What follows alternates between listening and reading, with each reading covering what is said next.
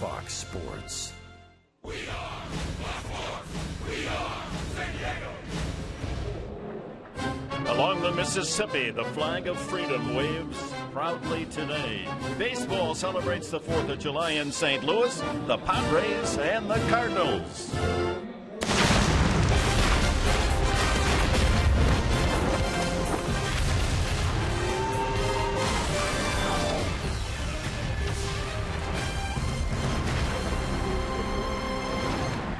And the 4th of July, and then 50 years old, the Arch in October. Can you believe that? The signature to the freedom going to the west, the bald eagle, the 4th of July. It's baseball, it's fun, it's family. Yes, sir. A big day for all of us, and a happy 4th to you and yours. As we welcome you to Busch Stadium in St. Louis, just a few yards away from that famous arch. It's game 3 of the series, and the Padres have won the first 2 to pull within 6.5 of the lead. The Cardinals lead by 6 in the National League Central. And good morning and good afternoon to you. Mark Grant, Dick Enberg will be waving the flag all afternoon long. And what better way? You know, it just, as a kid, I remember 4th of July meant a lot of things, but one was baseball, usually a doubleheader on the 4th. No question about it, and a happy 4th of July to everybody back in San Diego. With the way the Padres are playing right now, it's the first time that the Cardinals have been beaten 2 times in a row at home by a National League team. So the Padres got something going. Hopefully it continues today on the 4th. Cardinals had only lost 9 all season until the Padres and the White Sox came in here. They've dropped 4 in a row. Jed Jerko, what a nice surprise last night. Yeah, it's nice to see him producing since being recalled from El Paso as a Chihuahua, swinging the bat well. And also last night, what did he do in the 2-for-4 night with the home run and 2 RBIs? He took advantage of 2 off-speed pitches. That was a changeup hit for the home run. Then a hanging breaking ball with the runner on third base to take the lead. Jed Jerko hitting the mistakes, feeling confident. You can see the confidence right now for Jed Jerko. Hopefully that carries over to today. Yeah, Solarte and Jerko down the bottom of the order, giving the Padres some runs. They didn't need many. The pitching has been good. Now, Odrisamer Despaigne gets the ball today. He's not won a game since late May. No, you know, the numbers on the road are just horrible for Despaigne. He's got to turn that around, and the last 5 starts at 2.51 ERA. What is he doing differently? Well, it's all about location. And when he throws the off-speed pitches, he's been getting burnt in the zone. Look at Billy Butler in Oakland. You're not going to get away with throwing that fastball when it catches too much of the plate. This ball goes far, it's hit hard, and then the breaking ball. Oh, this one hurt. Exactly, right at the knees, and that speeds up the bat of any hitter from the right side. He's got to get that down. Make an adjustment. Just bounce it on the ground if you're ahead. He got hurt on that last pitch. In other words, use the fastball. Now, Carlos Martinez, he's got a good one. He's got a live arm. 16 start, the last 8 for this young right-hander. 6-1, a 1.35 ERA. He's cut down on the walks. Also, he can gear it up to 99 to 100, but as a starter, he's geared it down a little bit to the mid-90s, relying on more location. Watch out for the changeup to the left-handers and that nasty slider. That's why you see the 6-1 record, the nasty slider to the right-handed hitters. Well, the Padres have not gotten the full complement of production from the total lineup, but now that's starting to awaken, and Jerko's an example of that. More on the Padres and all 8 men, position players contributing to that offense to back up good pitching. The Padres go for 3 in a row in St. Louis.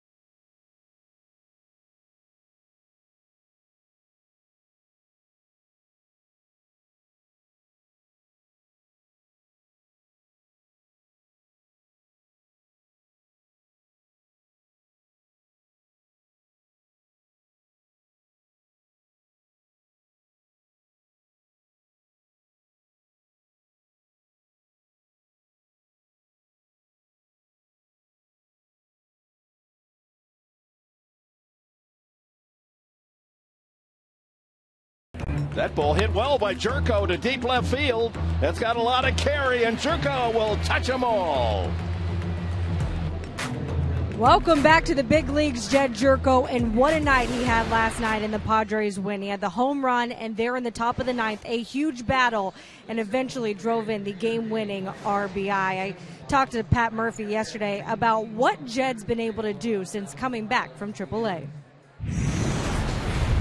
This is the Jed Jerko that I knew 3 or 4 years ago from spring training and things like that. I mean, he's playing with confidence. He understands who he can be offensively, and that drag in his swing or that loop in his swing has seemed to be corrected. And yeah, it's great. Upton was screaming in the dugout, "Hey, how about them El Paso hitting coaches? That's awesome." Well, of course, Pat Murphy said, hey, our hitting coaches up here are great too, but that was great to have a little fun with Jed and Pat Murphy. As we celebrate America's birthday today, always a time to spend with your family. So how did Justin Upton and his family spend it when they were growing up? We'll have that story when we come back.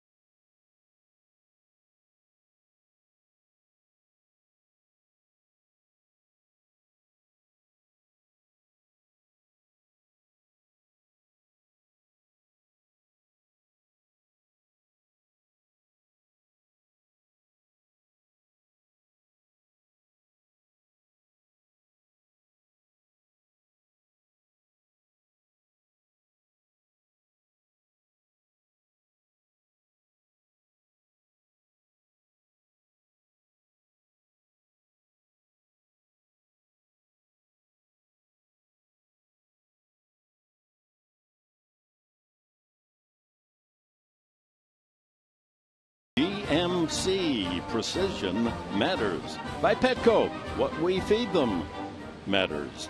By Sony, the leader of 4K Ultra HD.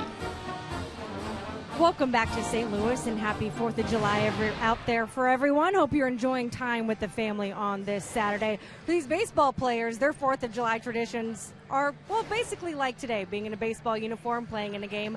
But they remember what it was like growing up, talking to Justin Upton about the traditions that he had growing up in Virginia. In Virginia, it used to be smoking hot, and we'd all be outside, and, you know, we'd all have a cookout with the family and have friends over, and, you know, those are the days that you miss playing baseball, is being at home, you know, having, you know, get-togethers with the family. Favorite food? Did you guys barbecue, or what'd you do? Yeah, barbecues. You know, I'm a simple kind of rib guy. You know, I love ribs. I love, you know, mac and cheese and those things that are bad for you. Always great times with the families as we celebrate America's pastime today. The boys donning the red, white, and blue and trying to pick up a series win here in St. Louis. First pitch coming up from Busch Stadium when we return on Fox Sports San Diego.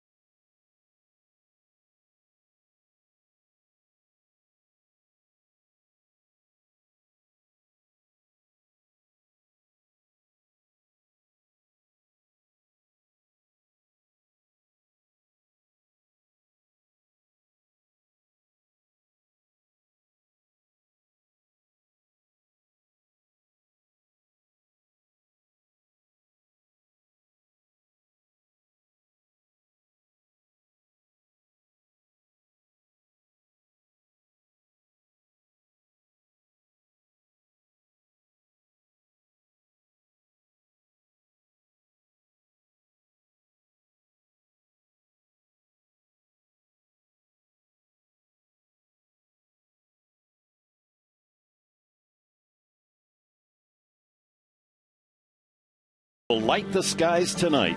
We embrace baseball, our national pastime, and it embodies qualities that inspire pride of being American. We are loyal. We are strong. We are daring. We are passionate. And we're different, yet the same. Let freedom ring. It's the 4th of July.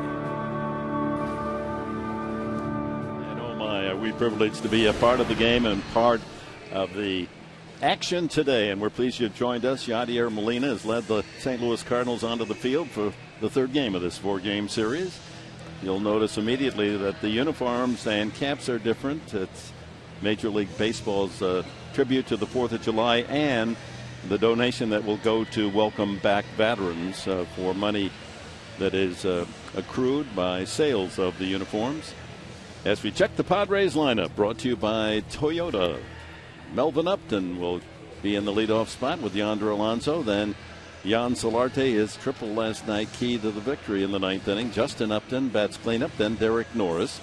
Will Venable in right field. Jed Jerko, a home run and the RBI that won it at second base. Alexi Amrista in the 8th spot at shortstop. And then Odrisamer Despaigne. And the scouting report for the Cardinals. Carlos Martinez, the Dominican-born right-hander, brought to you by Tough Shed. Hey, he's got a power arm, 2 and 4-seam fastball. He can range anywhere from 92 to 99. He's got the hard slider and a very hard changeup. Everything's coming in hot, but he's been throwing the ball extremely well. He makes a mark, I think it's for his lost friend Oscar Taveras. In fact, that OT on all the uniforms of the Cardinals in tribute to Taveras, who was killed in an auto accident during the winter. So in the outfield, it's Grichuk, Pham, and Hayward. Carpenter, Peralta, Wong, and Reynolds around the horn. Molina behind the plate for Martinez. And we're underway. 81 degrees mid-afternoon on this 4th of July in St. Louis. Upton just 40 at-bats, 7 hits, and the 175 average. Temperature rising a couple of degrees, 83 at the first pitch. Sellout crowd again. All 3 games thus far in the series sold out. Big crowd last night. Fastball is in there. 47,300 plus last night. Oh yeah, there's a buzz in the air. Baseball in St. Louis. Gotta love it. Love the uniforms too. I mean, the Cardinal uniform is one of the best ones out there, but today they got the Cardinals perched on the star-studded bat. Swing and a miss, and Upton is the first strikeout victim of Carlos Martinez. He has 100 strikeouts coming in to lead the Cardinals. There's the fastball. Told you it can range anywhere from 92 to 99. Boy, when he was in the bullpen, coming out of the bullpen, he was blown that about 99 and 100. He scaled back a little bit to go deeper into the game, be a little bit more efficient. The Cardinals saw such great talent, they said, let's put him in the starting rotation, and he has delivered. 9-3 coming in. And Alonso takes a strike. 96 on that fastball. 309, the leading hitter for the Padres at midseason. And another strike. 95.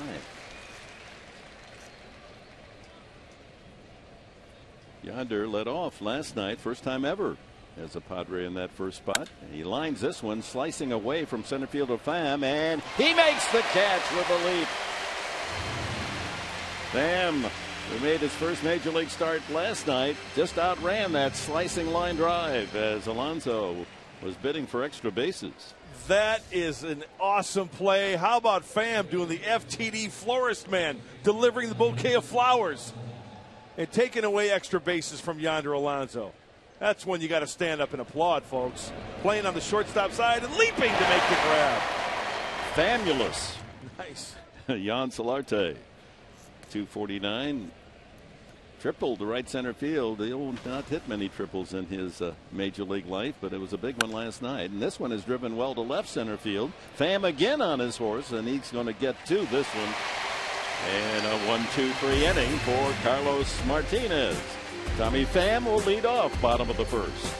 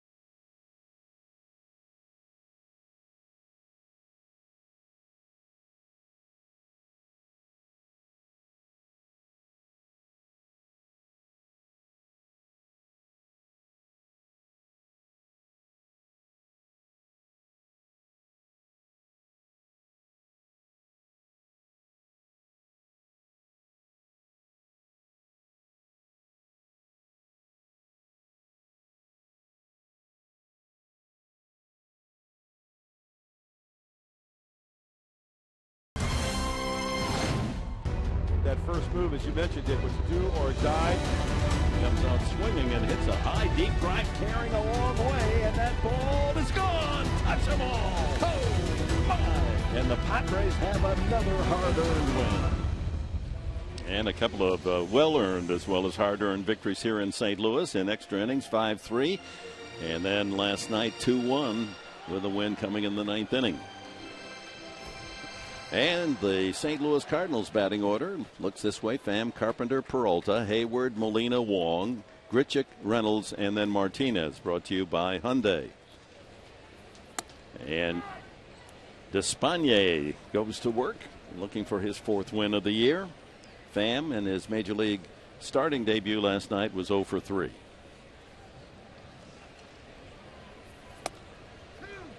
Going with the fastball early. And he jumps in front, 2 strikes. There's the average for Pham at Memphis in just 21 games. He had 21 runs batted in, hit .338. That deserved the call-up. High fly ball center field. Upton gives ground and makes the play. Well, for Odrisamer Despaigne, Scott report for the Cuban-born right-hander is brought to you by Montalvo. Hey, he struggles on the road. We documented that. ERA above 6. He has to execute the fastball command. We showed it earlier also, the breaking ball. He needs to make an adjustment. If he's ahead in the count, hey, don't be afraid to bounce that breaking ball. And, again, no shaking off Derek Norris. Whatever he puts down, throw that pitch and hit the glove. Yeah, the fastball success has been documented as one of the best in the National League, but he'll tend to want to throw that slow curve or something off speed or clever, and that's where he's been hurt. Andrew Kashner, a solid job last night, 6 innings, allowed just 1 run and 3 hits. Didn't figure in the decision.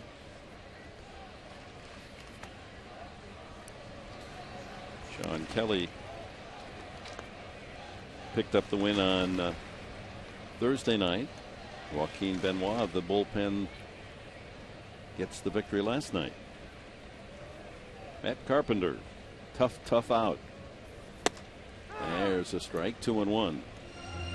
He makes you throw strikes. 43 walks this year, among the National League leaders.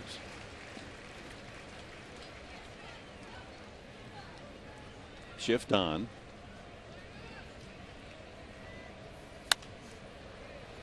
Two and two.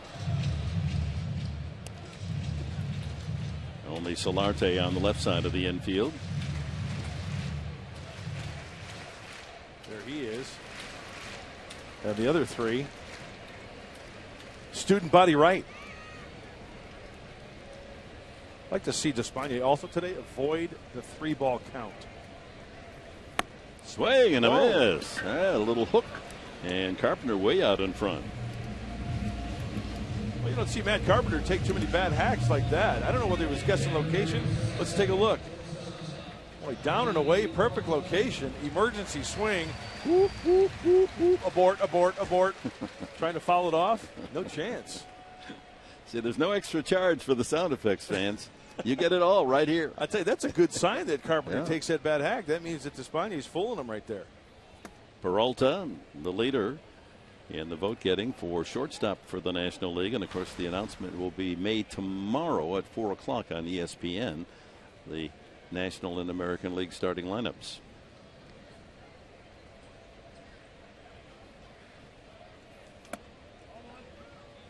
Carpenter figures that he might be one selected, although that battle for the starting lineup with Frazier of Cincinnati at third base is very tight. Line drive, base hit. Upton cuts it off, and turning and holding is Peralta with the first hit of the game.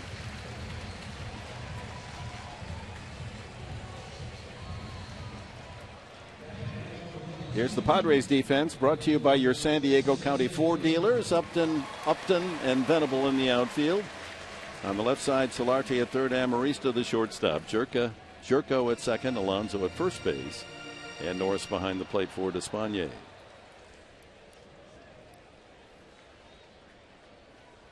Jason Hayward has been swinging the hot bat here on the homestand, a 6-game hitting streak, 9 for 27. And he's hit a couple of ropes in the series against Padre pitching.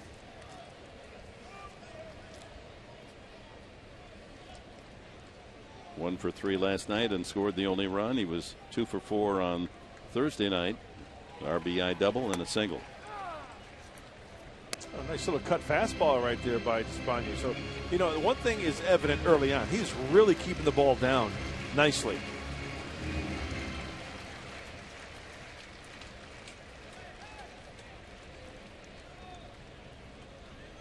Peralta not a threat to go. Broken bat. Have to hurry now, Venable, and he'll get there. Strong enough even with the broken bat. It carried well to right. No score after 1 in St. Louis.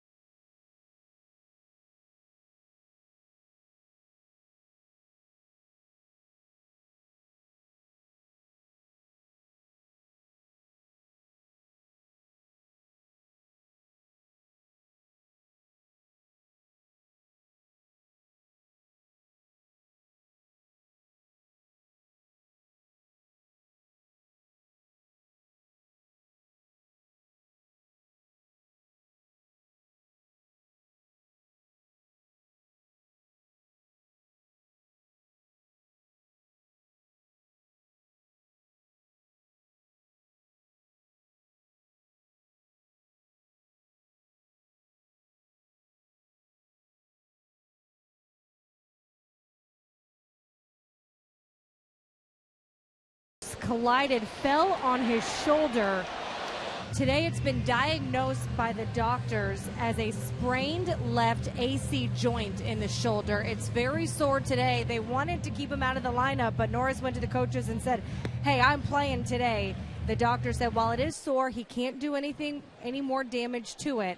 So he is playing today with a strained AC joint. The man's made of steel. It would take being in a cast for him not to be out there. Yeah, Chris, he's a gamer. And he'll bat second here in the second inning as Justin Upton leads it off. No score against Carlos Martinez.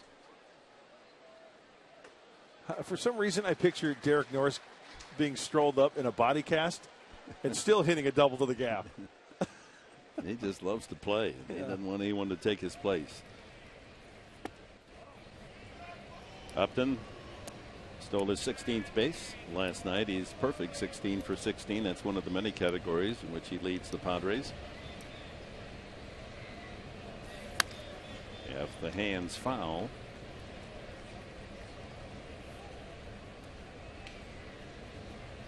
We just saw a pitch from Martinez that he is not afraid to throw. That's that fastball inside. Seen the Cardinal pitchers do the same. A little bit of run. Oh, there's a future big leaguer going home with the baseball. Good for him.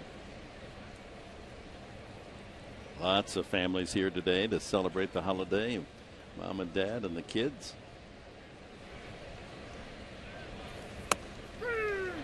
That's in there. And Upton takes the long walk. And now our keys to the game, brought to you by your San Diego Honda dealers. Well, pitching and defense wins you ball games. So the first key, provide for the common defense. How about going straight to the preamble of our great Constitution and pulling that one out? And also summer sky blasts. I love homers. We all love homers, especially when they're off the Padre bats. Yeah, there'll be plenty of fireworks around the nation, and San Diego, why not an early start here in St. Louis for the Padres? Yeah, first two games, home runs played a big difference in the Padres offense. 5-3 winners and 2-1 winners. 4 home runs in the 2 games, including the game winner at 11th inning, Will Venable, off the bench, a pinch homer. Well, you wonder how Norris is going to be able to swing the bat with that sore left shoulder. His average dipping down to 238. 1 for the last 15. Chops that one deep to third. That's a fair ball, and Norris is safe at first base. Well, there's your answer. Tough chance for Carpenter. We'll see how they scored. They're going to rule that a base hit. Well, he turned on this ball nicely, and Carpenter 1, 2, 3, 5, and cannot come up with it. And he knows that Derek Norris has got decent speed for a catcher, so he does the right thing. Can't grab it, holds on to it. Out of the blocks quickly is Norris. He smelled base hit right from the start. Will Venable with 1 out.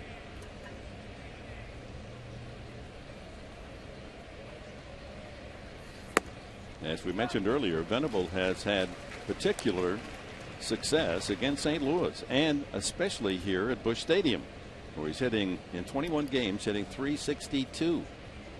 Almost 100 points higher than his current average overall. Gnats flying around the home plate area. Venable's trying to slap them away. Gnats with a G. I was going to say, is Ian Desmond in the house? Ground ball to the left side. Carpenter to second for 1, but not any chance for a double play. Ball hit too slowly, and safe at first is Venable. 5-4 on the putout. You know what I liked about that play, and a lot of people probably didn't even notice it, but Derek Norris, when he went into second base, he just didn't peel off. He continued to slide, but he slid, as Dizzy Dean would say. He slid really before second base, you know, not peeling off, still giving the middle infielders the illusion of going in hard and trying to, you know, break it up a little bit.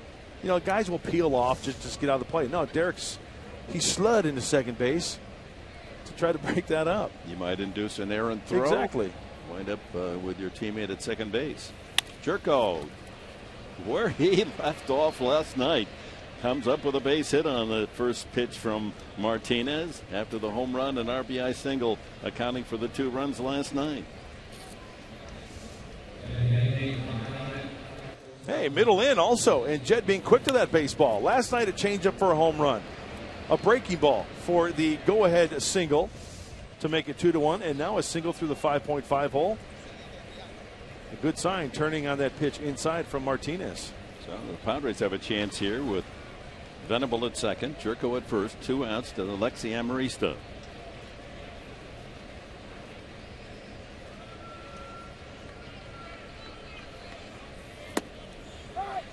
Alexei 1 for 2 against Martinez in previous meetings.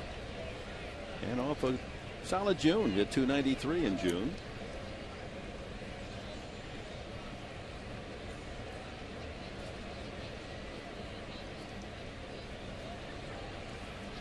Padres trying to claim the early lead. Ground ball, snared nicely by Martinez. The underhand flip and the inning over. That was hit well enough to go to center field.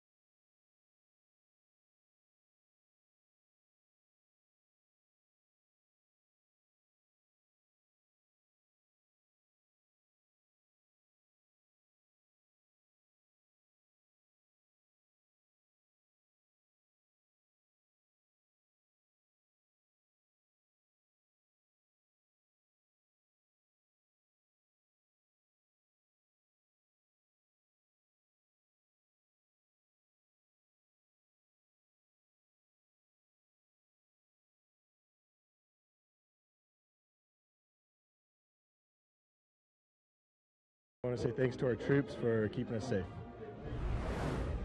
Just want to say happy 4th of July to everybody out there, and especially the troops. Just thank you for everything you do and making today what it is, and letting us be able to celebrate it. Yeah, well said. Our 239th birthday, United States of America.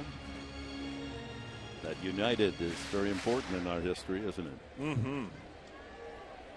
And so we stand a day of fun, family and flag, food, parades, fireworks. John Philip Sousa being free. Yeah, a lot of good F words. Yadier Molina, Kelton Wong.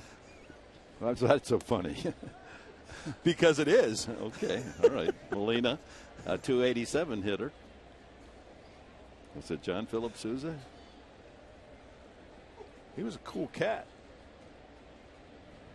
Well, my favorite guy is probably one of my favorites is Thomas Jefferson, because he said basically what he was saying was, hey, you know, we left this England place because it was bogus. So if we don't get some cool rules ourselves pronto, we'll just be bogus too. Is that what he said? That's exactly what he said. How about being in that room, Mr. Enberg, when those guys drew up that Constitution and then signed off on it?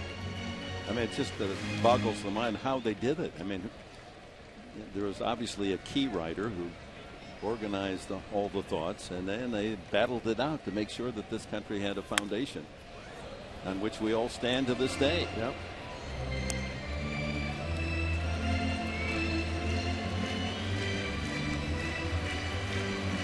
But even when you say the Mississippi, you don't think the state, you think of the river. Right. And the river is such a big part of our heritage, isn't it? Line drive left field, Upton able to run it down, and Molina is gone, one away.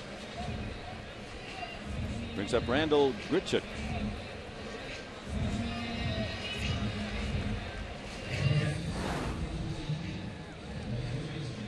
How about Bryce Harper today for the Nationals? Goes stars and stripes on the Louisville Slugger. Wow. That is really cool, and he hit a home run his first at-bat. Very cool. The umpires didn't run out and do a George Brett on him, did they?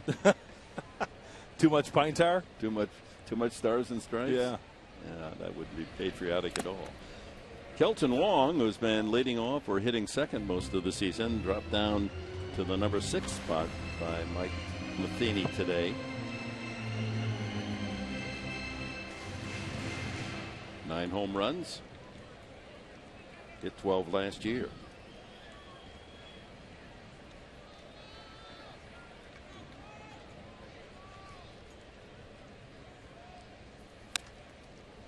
Good cut.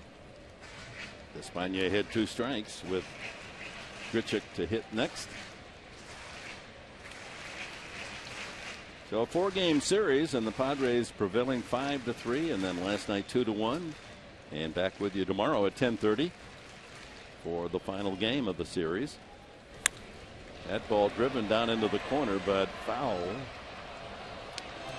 It'll be Ian Kennedy for San Diego tomorrow, and Lance Lynn, the right-hander, for the Cardinals. He's 5-4, but his ERA 2.74. 10:30 here on Fox Sports. San Diego tomorrow, Sunday.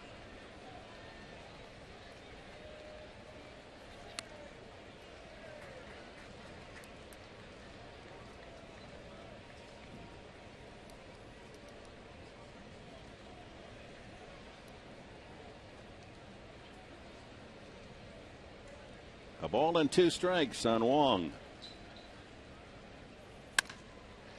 Right at the second baseman, Jurko, edge of the grass for the second out. Well, time for you to tweet your strongest fan photograph. Use hashtag SDDataStrongFan, and you just might see yourself in an upcoming telecast brought to you by T-Mobile. Beautiful sight there, huh? Busch Stadium with the famous arch behind, 63 stories high, 630 feet. Made of stainless steel. Largest stainless steel structure in the world. And to think, just like the Eiffel Tower, some people objected to the building of it, but boy, it's a beautiful landmark. It sure is. Symbolism there is so strong as well. The gateway to the west. Fly ball on the infield. Shortstop Amarista shading his eyes with a glove, and it's a 1-2-3 inning for Despaigne. No score after 2.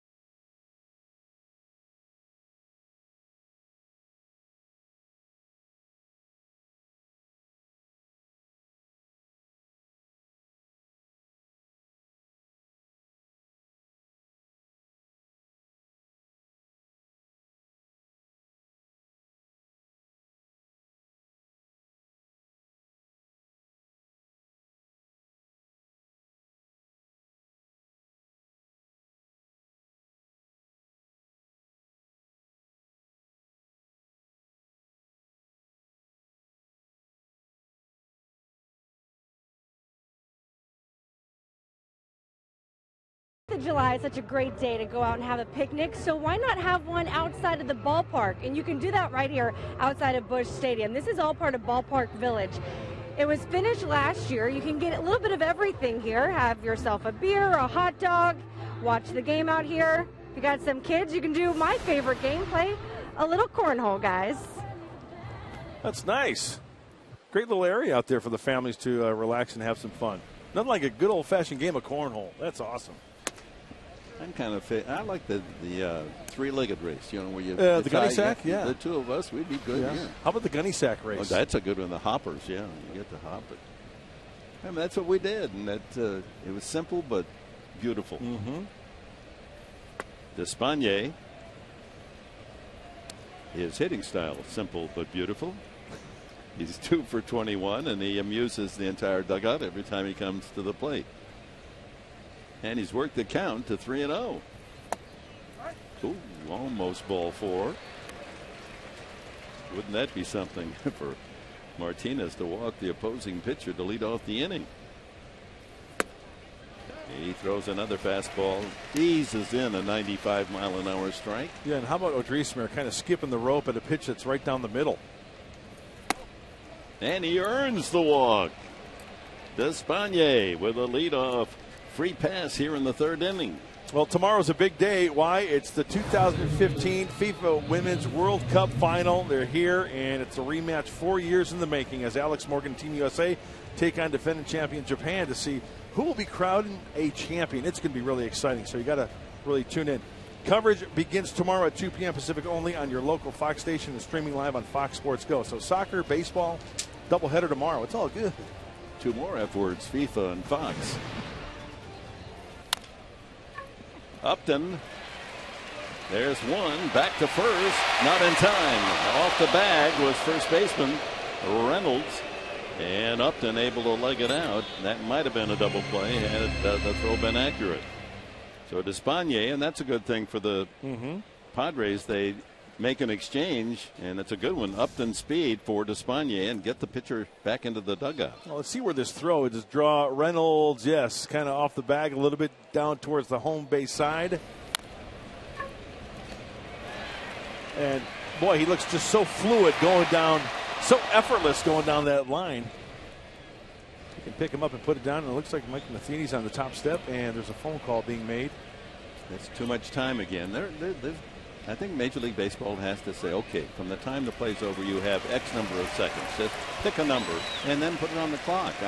Otherwise, I mean, how many times do you want to go back to the television, look it over, replay it, and wait a minute, umpires, we want to look again. Give us another 5 minutes, and then we'll make our decision. Oh, this is going to be interesting because if he doesn't get this one right, the Cardinals will lose challenges for the rest of the day.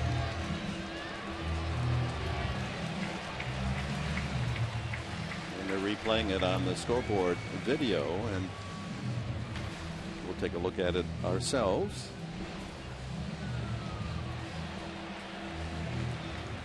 Reynolds was fishing for the bag with his right foot. Let's see if he had contact when the ball finally was in the glove. It's hard from that angle. Looks like he's about to draw his foot away from the bag. You know what they're going to have to come up with, Dick? They're going to have to come up with a camera angle down the foul pole, down the line, so you can see if the foot actually comes off the bag. You can't really tell from that angle from the right field foul pole, so you can get the look. Bag, space, foot off the bag. Does that make sense? Yeah. Rather than the one that, because, his foot could still be off the bag, but still have the illusion that it's on the bag. Problem is, you need about 30 cameras to have all the right angles. See from that. Well, if they can put a man on the moon, they can have 30 cameras.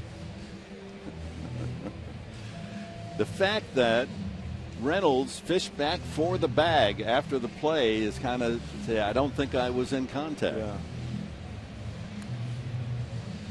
Hey, how about all the players wearing GoPros on their helmets? There you go. That would really give you the sense of speed of the game and power of the game. This might be a tough one, just because they don't have a definitive angle. In which case, Upton might just stay there at first base, and it will not be overruled. See, watch when the ball hits the glove there. Now, it's kind of tough to tell because you can't tell if there's any space between foot and bag. But if we continued, you'll see that Reynolds tries to go back with his foot. See, there, that's a good call. Yes. That's a tip-off, perhaps.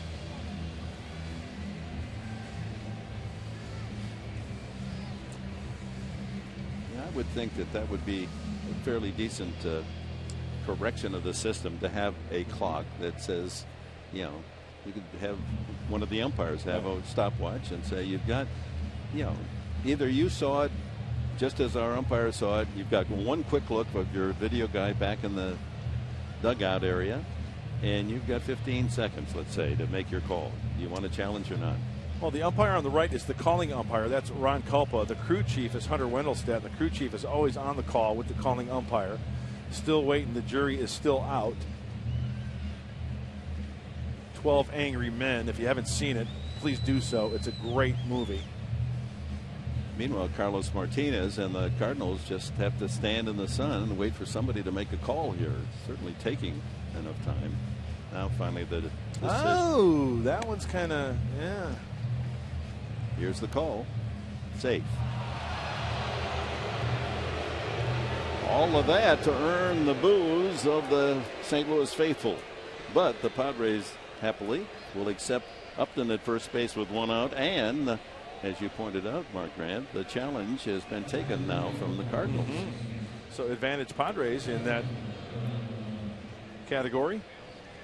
Alonso lined a shot to left center field, run down by Young Pham in center field, his first time. Took over 3 minutes for that decision to be made. 3:22 to be exact. No score. We're in the third, one out, and Upton at first, a threat to go. 95. He's been consistently around 95 miles an hour here at Busch Stadium in 13 games. 16 hits and a 400 batting average for Yonder. Generally a very good road hitting record this year, 367. Runner goes. Throw by Molina is in time. Oh, what a tag by Peralta. The throw was toward first base, but Peralta able to leave the bag, make the catch, and flag it on the backside of Upton before he hit the bag. And Yadier even double clutched a little bit. When he came up to the ear, didn't have a handle on it and still made a decent throw. And right on the back hip pocket of Melvin Upton Jr., Peralta tags him. More evidence of Molina's incredible defensive talents.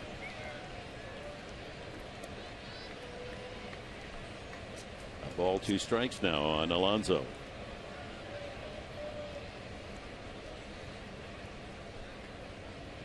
Second baseman Wong is out in right field.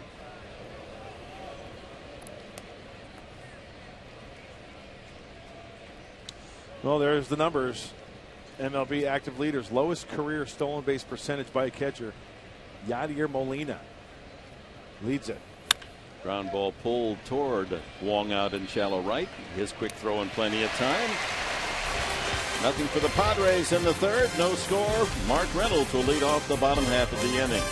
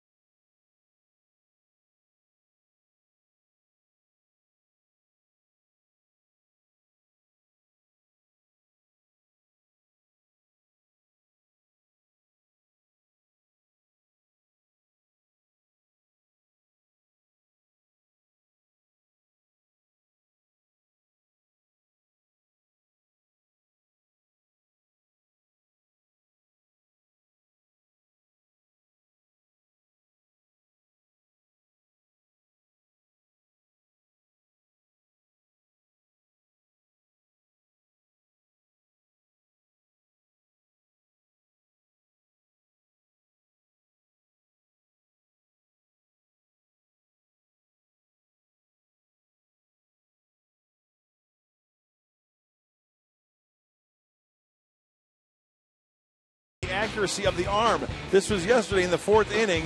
Kemp going to his left, makes the catch. Matt Carpenter on first base kind of falling asleep. Got to get back. 266.8 feet on the bounce to double up Carpenter. Matt Kemp, hats off to you, my friend. A lot of love in that dugout. That was a big double play for San Diego. And Kemp's 8th assist to share the lead in the National League. Charlie Blackmon of Colorado. Given the day off in the starting lineup, Kemp, he'll be back in there tomorrow as Despaigne works to Reynolds, then the pitcher Martinez, and the leadoff man Tommy Pham. Reynolds, .230 hitter, 5 home runs. Leads in strikeouts, 72, as he has throughout his major league career. Struck out more in his time than any other player in baseball. Yeah, you punch your ticket that many times, you better hit 30 to 40. He's 3 for the last 32, so was not in the lineup last night.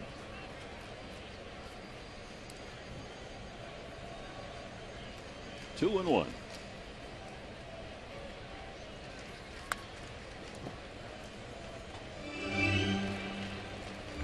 So the 4-game losing streak, the longest of the entire season for St. Louis, and it's been the offense that has failed. Only 6 runs scored in the 4 games. 196 batting average. Hey, the Padres know what that feels like. That was a lot like last year. Pitching was just nails, no offense. And we've seen a little bit this year as well, but we've seen that tide turning a little bit. How about that? Runners in scoring position, 1 for 34. Ouch. Padres taking advantage of that to win the first 2. Way out in front. Wicked line drive to left. Our closed captioning for today's game brought to you by Wiener Schnitzel. I like the caps a lot. I'd like to get one of those San Diego caps. Ground ball left side. Short hop Solarte fires across for the out. Brings up the pitcher Martinez. Not a bad hitter. He's got 5 hits, 29 trips. Well, you know what? Since it is Independence Day and there's a lot going on, we could talk about the preamble and the Constitution. You talk about amendments. Hey, this guy, yours truly, my favorite amendment, the 21st Amendment, repealing the 18th Amendment. Why? Now you can have a sauce at the ball game. Sit back and have a cold Frosty. You bet. 21st Amendment. Yeah. Interesting that 21 was the number that made you legal to drink it, too. Oh, man, he's going to go at it now. Out in front of the plate, Despaigne, the bare hand, and gets him by stride. Martinez really hustling up the line. You know what? I say this in all sincerity. Martinez is probably one of the better athletes on the Cardinals team. He was originally signed by the Boston Red Sox as a shortstop, and there was a name differential. There was record keeping that was shady, and he was Carlos Matias, and it got voided and thrown out. And then the Cardinals signed him and reinvented himself as a pitcher. The kid's a great athlete, and he is just a kid, 23 years young. Top of the order, 2 out, spaces empty to Tommy Pham. Flied out to center his first time and takes a strike.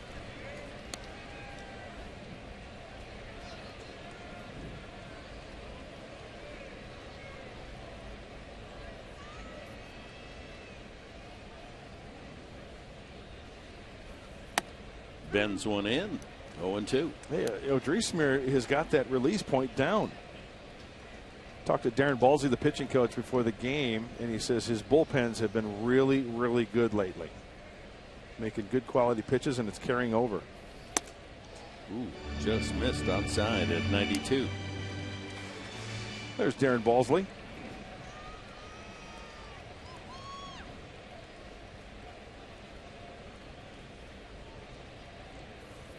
That's strike 3, and Pham knew it. The second strikeout for Despaigne. He's retired the last 7 in a row.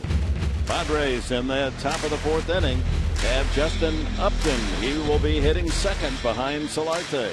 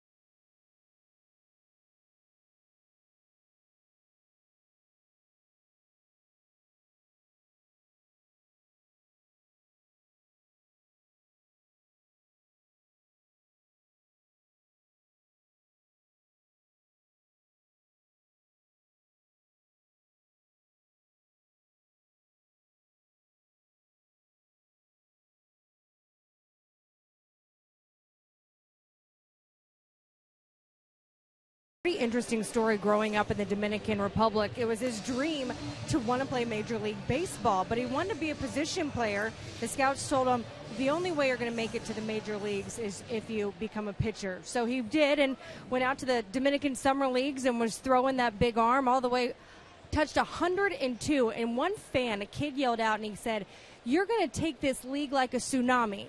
That has since become his nickname. Has it tattooed on his pitching forearm as a reminder of where it came from. Tsunami Martinez. Thank you, Chris. There is the tattoo. Tsunami. Very nice. Taking all the way was Solarte. And the count is 2-0. Solarte, then Upton, and Derek Norris for the Padres here in the top of the fourth. Last 7 games, a 375 clip. And he hits this one deep to right field. If it's fair, it's gone, and it is gone. Solarte touches them all. Padres continue the home run parade. 5 now in the series. It's number 4 for Jan Hervis. 1-0 San Diego. Hey, one of the keys of the game, I love homers. Summertime blast, 4th of July fireworks, and Solarte gets extended. Boy, that ball is up above the belt buckle. That had that good sound to it. And the Padres are on the board. Martinez, as we mentioned, leads the Cardinal staff in strikeouts, but also in home runs. That's the 10th he's given up. Upton struck out his first at bat. Goes around 0-2.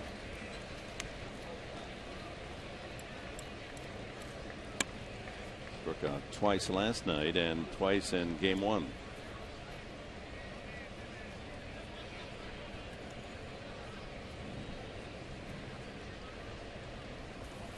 Outside.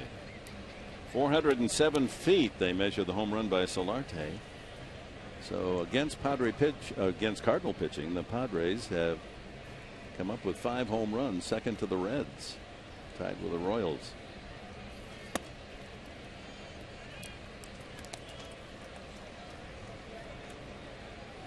And Martinez is showing the after effects of that home run, kind of scuffling around the mound as if he's unhappy with himself. Disrupting the timing a little bit. You know, almost like Michael Wacha. Not giving up a lot of home runs. Going into this game, 9 home runs in 93 innings for Martinez. Fly ball, second baseman Wong. The soft fly for the first down. Derek Norris, infield hit the first time. The other part of Martinez, he changed his number from number 44 last year to number 18 in honor of a close friend who tragically was killed in an auto accident. Oscar Taveras, a highly regarded talent. OT is on all the uniforms of the Cardinals this year in tribute to Taveras. It was a shocker during the playoffs. Killed in a car accident back in the Dominican.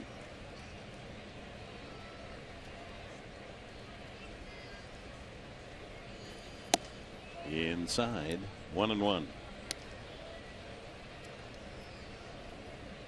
the Cardinals just breezing along until these last 4 games. They were 29-7. Incredible at home. 29-7. The White Sox took them twice before the Padres came in to win the last 2. But their lead still a healthy one in the National League Central. They lead by 6 over Pittsburgh. We're on our way to Pittsburgh after the game tomorrow afternoon. 8.5 in front of the Cubs. Ooh, tied him up with that fastball. It's a good 2-seamer down and in. As I mentioned earlier, Martinez likes to throw the fastball and is not afraid to do so, and that one had great action down by the knees. Third strikeout. And with 2 away, Will Venable.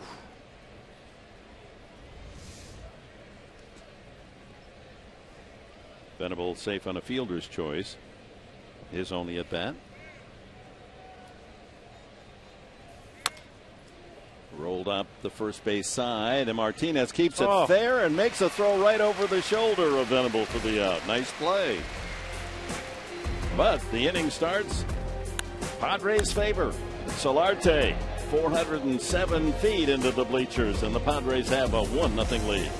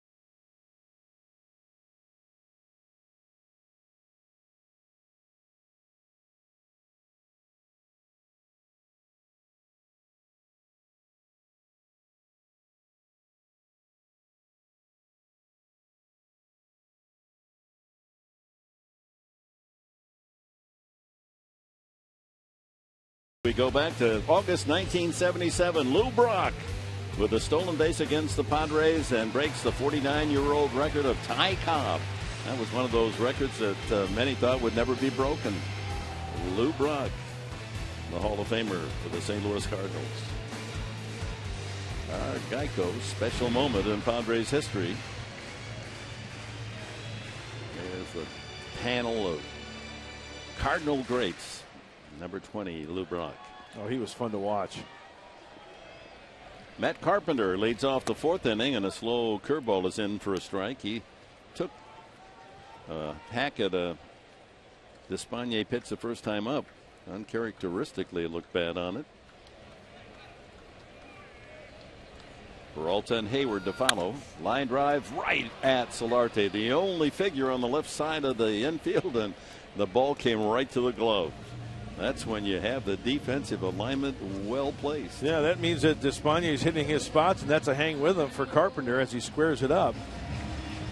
And gives us a chance to emphasize and underline Solarte with a home run to give the Padres the lead.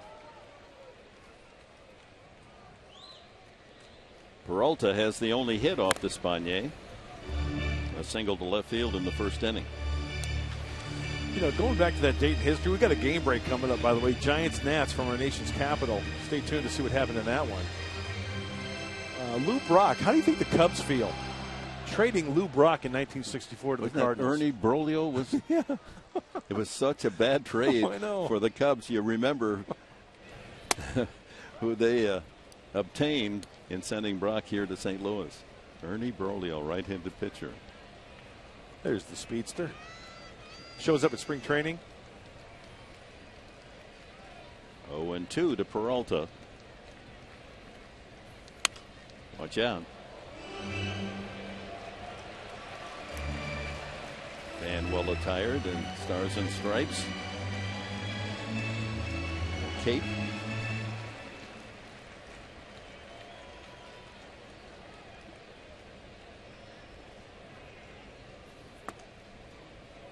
A ball, 2 strikes to Peralta. Padres 1-0 here in the fourth. When they score first, they do well. 27-10 on the year.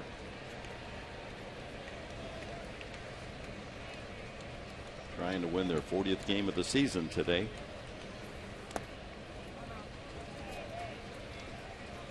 With the Dodgers losing last night, San Francisco remained 3 back. Arizona with a win, 5.5 out, and the Padres now just 6.5 back.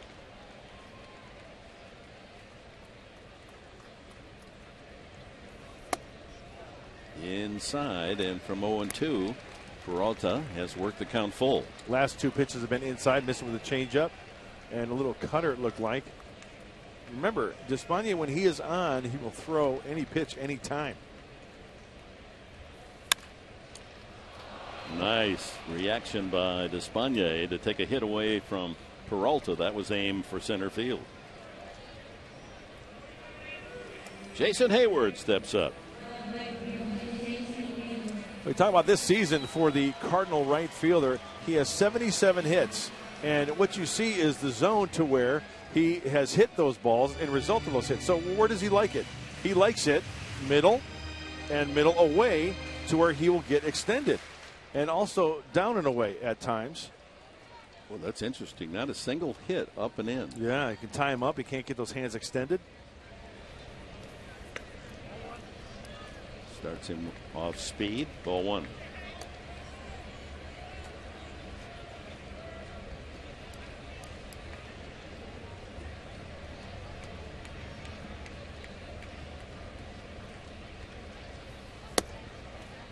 Despaigne just barely makes contact with the rubber on that first base side. It's a dramatic angle.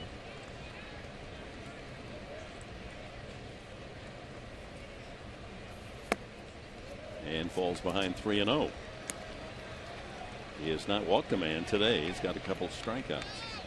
Dick, you make a good point with the connection of his foot on that mound. He gets the straight line down and into a lefty, and an angle like on that pitch down and away.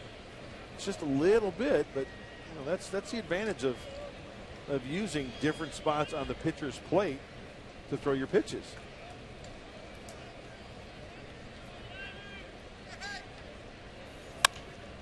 Saw fly ball to center, right at Melvin Upton, and another 1-2-3 inning, 10 straight, retired by Despaigne.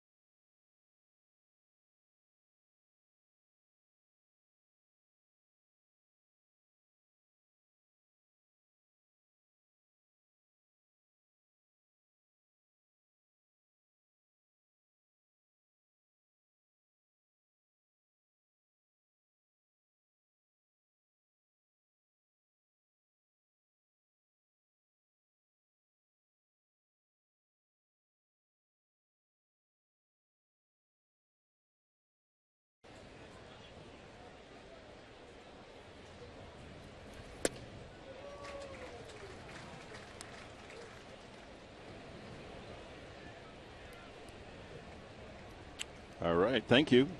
Washington with their 45th win. They lead the Yankees, or the Mets rather, 3.5 going into the game today. And meanwhile, the Giants, a rough road trip. They lost all 3 in Miami and now the first 2 in the nation's capital. Jerko fouls that away. He singled through the left side his first at bat.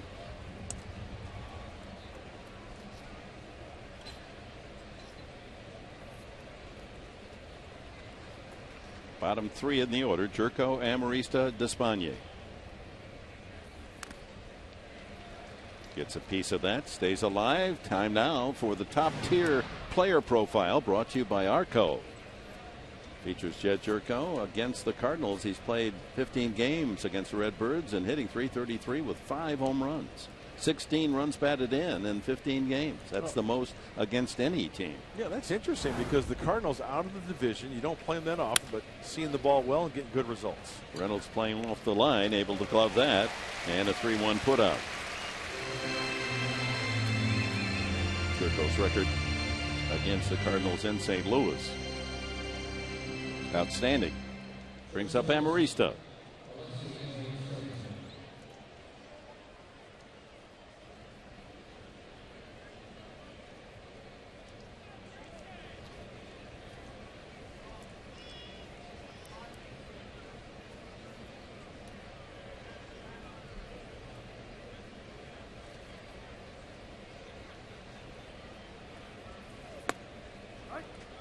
That's a strike.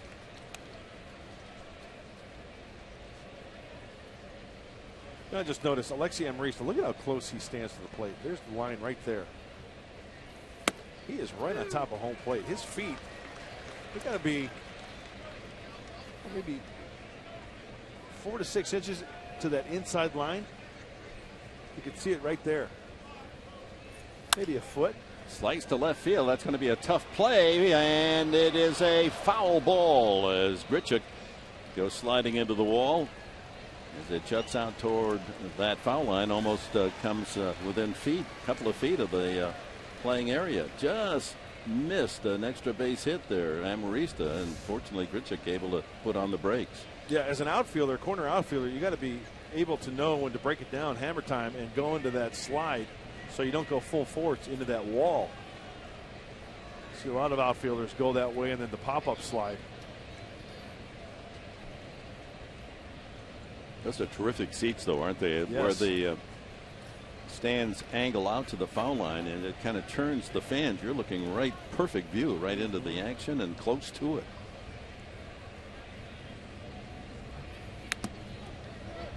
And that would nick somebody, either the catcher or umpire, as Amarista fouls off a good pitch, 0-2. And the main thing, if you're a fan down there, do not reach over with a ball in play. You're almost on the field down in that corner. Great seats.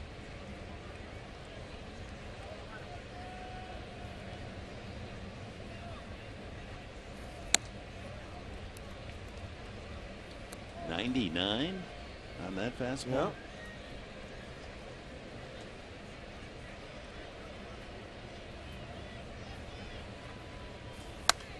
Another foul. Figure this starting rotation of the Cardinals and their total pitching force, best in National League, a 2.64 team ERA, and that's without Adam Wainwright. Reaches out and punches a base hit over the shortstop's head. Amarista as the Padres' 4th knock of the game, and with 1 out, that'll get Despaigne a chance to sacrifice him along. Well, Alexi with the right idea. The foul ball down that left field line. He knows that Martinez throws the ball hard. Oh, I love that. The Sultan of Slap. Just throwing the head of the bat. It doesn't have to be pretty. What is pretty is the result. A big league knock for Alexi. Despaigne walked the first time. Infield looking for that sacrifice. And it's a good bunt. Reynolds, the first baseman, back to Wong, and Amarista moves into scoring position with 2 outs. It'll be up to Melvin Upton.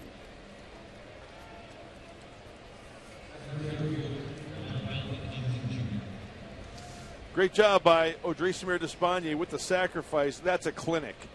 Deads it perfectly, places it perfectly, and as a runner, Alexi Amarista, as soon as he sees that ball coming off the bat, down towards the ground, bang, off the second base, perfectly executed. Melvin Upton struck out and safe on a fielder's choice. Looking for his third RBI as a Padre. 2 for 6 with runners in scoring position so far this year. They give him left center field.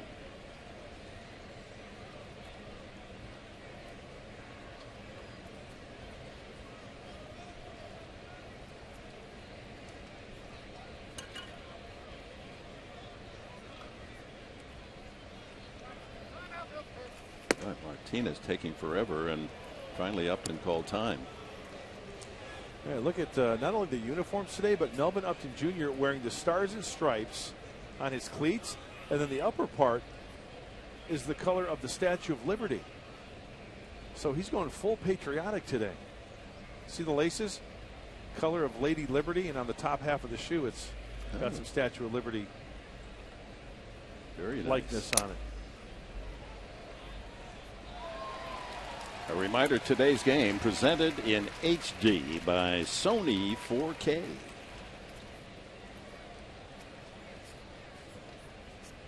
Red, white, and blue on this 4th of July. Ultra HD. 2 outs. Amarista at second. 1-0 Padres here in the 5th. 98 miles an hour. You know, he will reach back, Dick. You mentioned it earlier. He did hit 99. That's one of the things about Carlos Martinez that he has learned being a starter. You know, mid-90s, but he'll hump up when he needs it. That's a luxury that he has. 1-2. And he gets him looking. Wow. That's paint. 100 miles an hour taken by Upton, who thought it sounded out of the strike zone. That's it for the Padres in the 5th. The halfway mark we've reached. 4.5 in the books. 1-0 San Diego.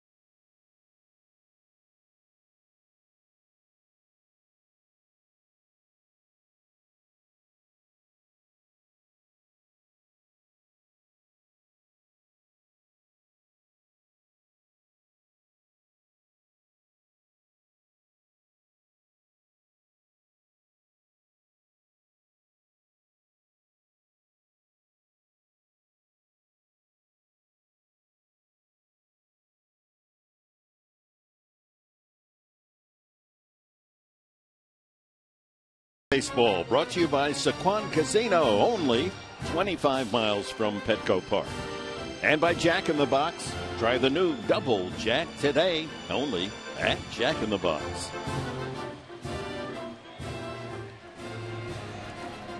Fredberg going Uncle Sam on us today, and rightfully so. And we go to the bottom of the 5th inning. 1-0 Padres.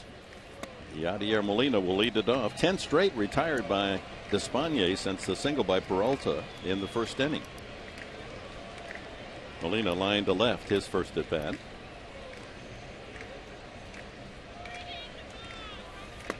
Two and 0. Molina, Wong, and Grichuk for the Cardinals. trailing the Padres 1-0 here in the 5th.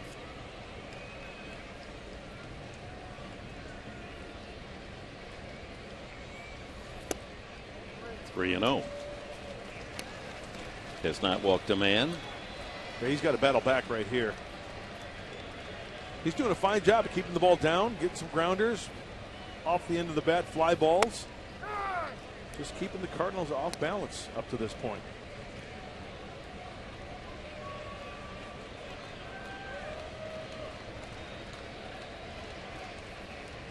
Three and 1. Chopped up the middle and into center field.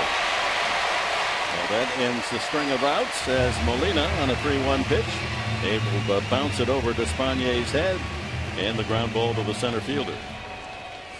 You know, Mark Sweeney refers to a player slowing down the game. And I think Yadier Molina is one of those players who exemplifies that, because that at-bat, he was just taking a nice, easy swing. He took that two-seam fastball down. He just hit down on top of it towards the center of the diamond. He didn't overswing. And those are the types of at-bats that he possesses a lot, Yadier Molina. He's in control. Here's Kelton Wong. Loops that back foul. Only 2 hits, only 2 base runners allowed by Despaigne. The single Peralta in the first, and now Molina's leadoff hit. Wong grounded to second, his first at bat.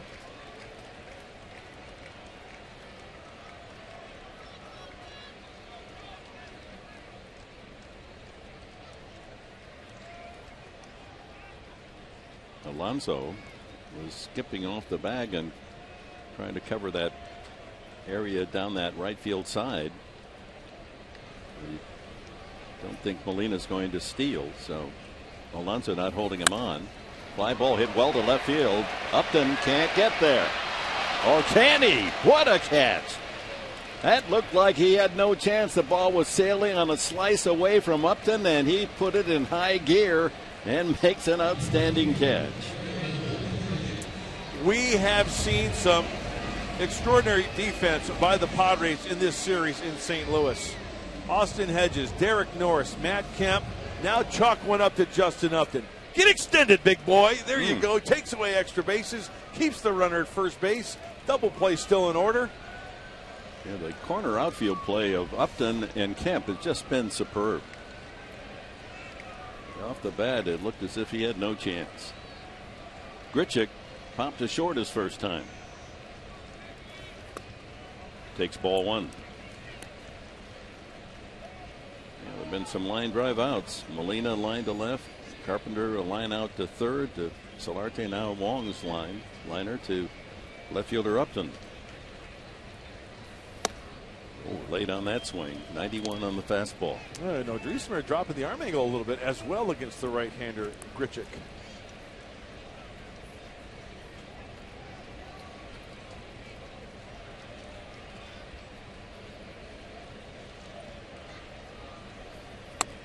Nice. Off speed, 1 and 2. Like a little Campio out of the hand of Driesmer. He's in a groove. He's got it working. Everything's totally in.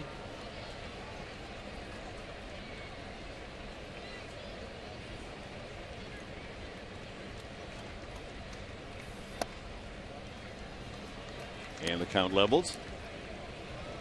Not a bad pitch, trying to expand that strike zone and have him fish for it. Down and away.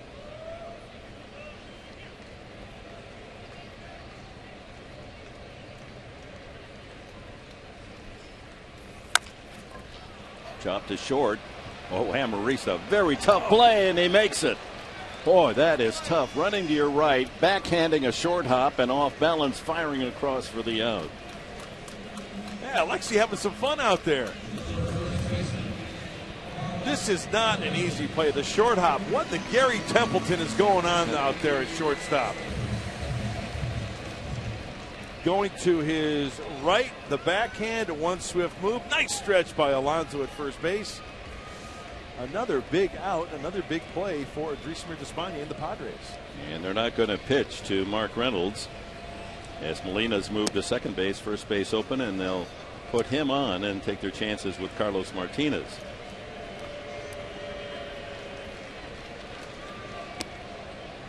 Be the first walk from Despaigne this afternoon.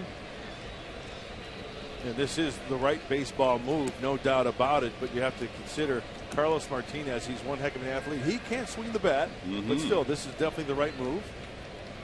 He's 5 for 30, Martinez. So they walk Reynolds. It's a 1-0 game. 2 outs, 2 on now in the 5th inning.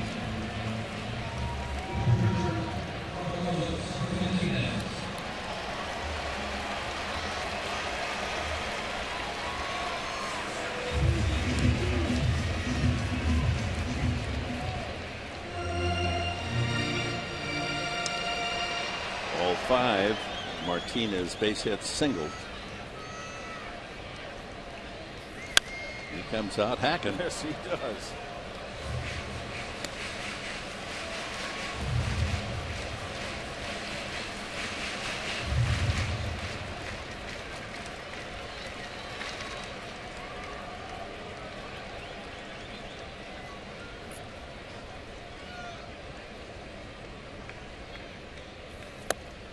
Strike 2.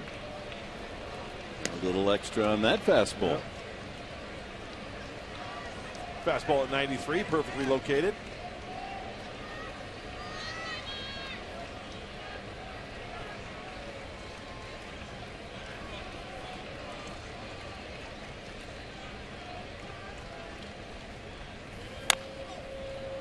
It's a foul ball.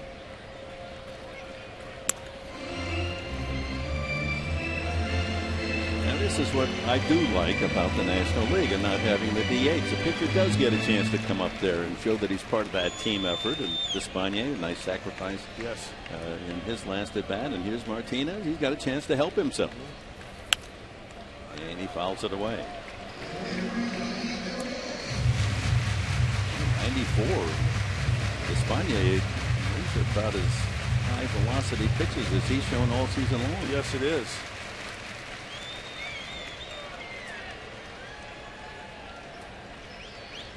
Again, 0-2. He almost went. Tempted, but held back. 1-2. First time the Cardinals for the afternoon have a man in scoring position.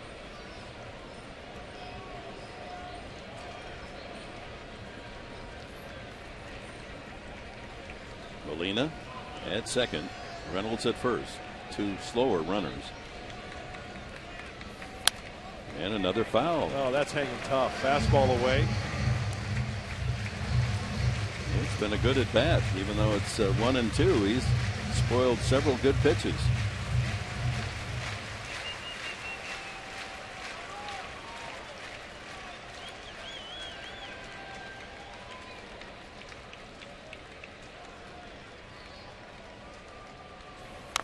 And another foul.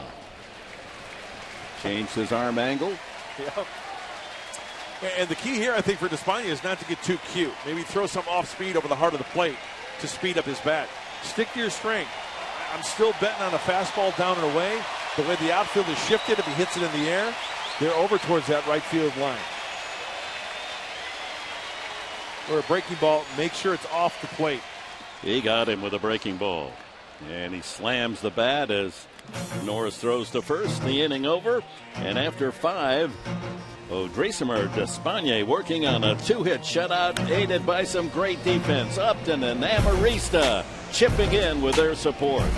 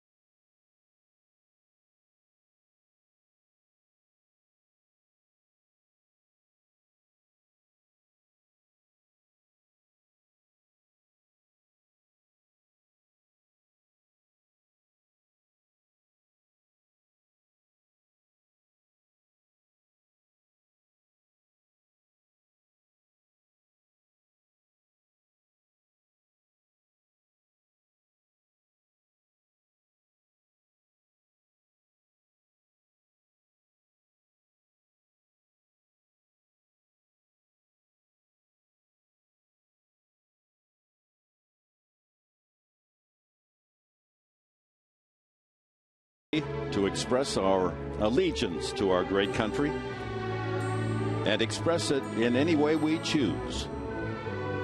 As Americans, we seek out opportunity, putting passion into our work. Family is our strength. Diversity, a true measure of equality. Our independence forever worthy of celebration. Happy birthday, America. God bless America. Well, I've often admired Catherine Lee Bates' lyrics, words to America the Beautiful. God shed his grace on thee, crown thy good with brotherhood, from sea to shining sea. That's a great song, by the way. It is. Love it. Oh, here we go in the 6th. And Yonder Alonso, Jan Solarte, and Justin Upton try to add to that 1-0 Padre lead. Alonso lined to left center. Extra bases taken away on a good play by Young Pham in center. And grounded to second his last time. And he lines this one over the glove of Peralta. Might have got a piece of it on its way to left field. And Alonso going the opposite way, aboard with a leadoff hit. I like the idea of the Padres and Yonder Alonso getting Martinez into the stretch right out of the get-go here in the 6th. Looked like an off-speed pitch, stayed back just enough, and then took it exactly, and just a little bit of Peralta's glove, as Dick mentioned. Measured it just right, did Alonso. And here's Solarte. His home run is the score in the game, 1-0. Deep drive to right field. Takes low. His 4th homer of the season. You know, in the last 7 games plus this one, he has 4 doubles, a triple, and 2 home runs in the 7 games. Seeing the ball extremely well, using the whole field. And we all know with success comes confidence, and that's worth looking at. There's the home run, there's the mistake. And when you're swinging the bat well, you crush the mistakes. Planted that 407 feet from home plate. Work the count now to 2-0.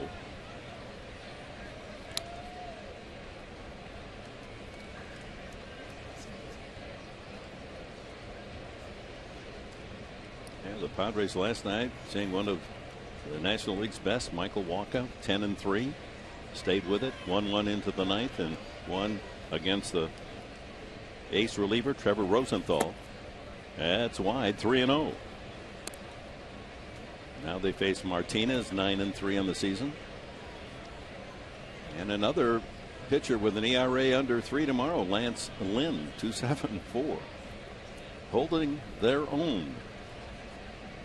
The Padres taken all away for a strike at 94.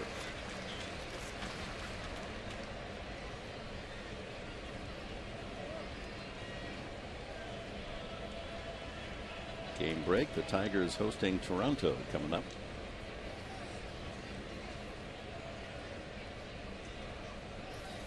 Line drive up. Not caught there by Wong. That was up the middle, but snared by Wong, and he turns it into an easy double play. Solarte, you can't hit it any harder. Just couldn't get it away from the second baseman's glove. Yangervis Solarte, stay hot. You swung the bat well that at bat. Just happened to be at the wrong guy, and as a runner on first base, it's so hard to freeze. It's just one of those things. That happens to 99.9% of base runners. Yeah, you have to take a certain amount of lead anyway, and that was hit so hard that Alonso would have been out regardless.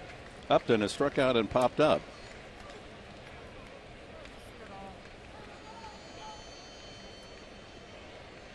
So off the glove of Martinez, deflecting to Wong. It happened so quickly. Yeah, it did. I didn't even catch that part of it. So Martinez helping himself by getting a glove on it. That's surely a base hit. Ground ball into left field. So that double play really hurt because Upton then follows with a single to left field.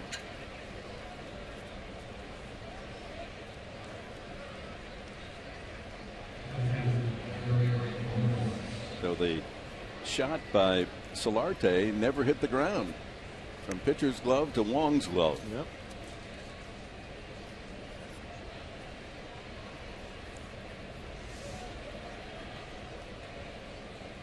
Yep. Looks like got it off the thumb. Slowed it up a little bit, put it in the air, and Wong over to Reynolds.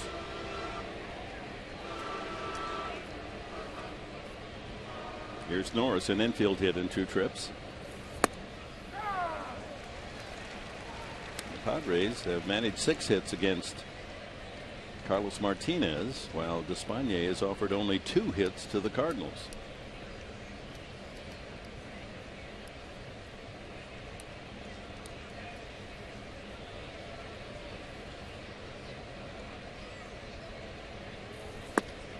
Goes after the breaking ball away, and it's time now for our Cholula flamethrower. Carlos Martinez, I feel triple digits, 100. That's picante. That's hot sauce. Yeah, that's really hot.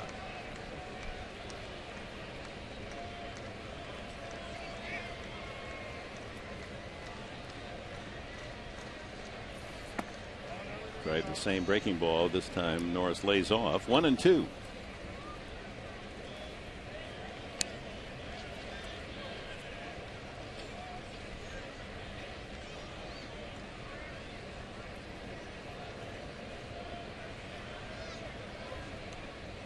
.77 tosses so far for the 23-year-old.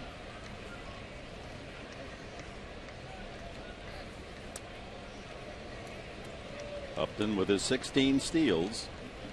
That's all noted in the scouting report, and he is a perfect 16 for 16.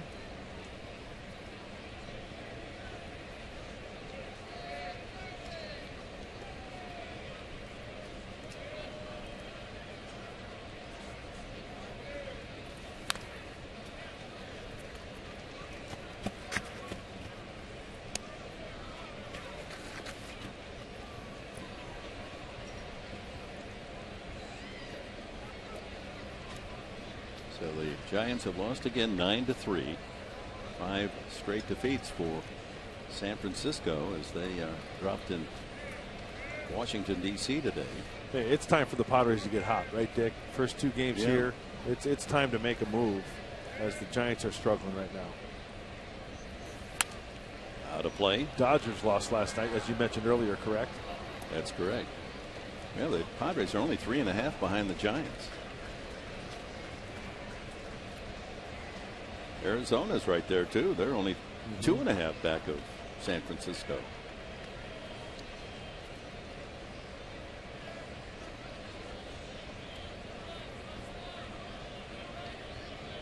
Boy, Martinez all over the map to Norris, down and away, down and in, up out of the zone. Ground ball up the middle. That's on its way to center field, and Norris has his second hit. Upton running all the way. Will cruise to third, and the Padres 3 hits in the inning, but nothing on the board in that run column. That line drive double play off the bat of Solarte, the key play for the Cardinals. And I think things are scripted here as Will Venable now comes up to the plate, but short, quick stroke for Derek Norris, going right up the box for the single. With 2 outs, Upton is running. Got some first and third action going on here. Now Venable, the star, Thursday night with his pinch hit home run to win at 5-3. Takes strike 1. He's grounded out twice. Good play made by the pitcher Martinez to stab his comebacker the last time up.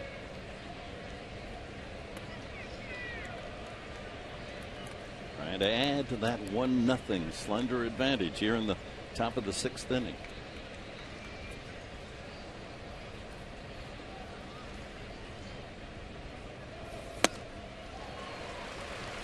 .96.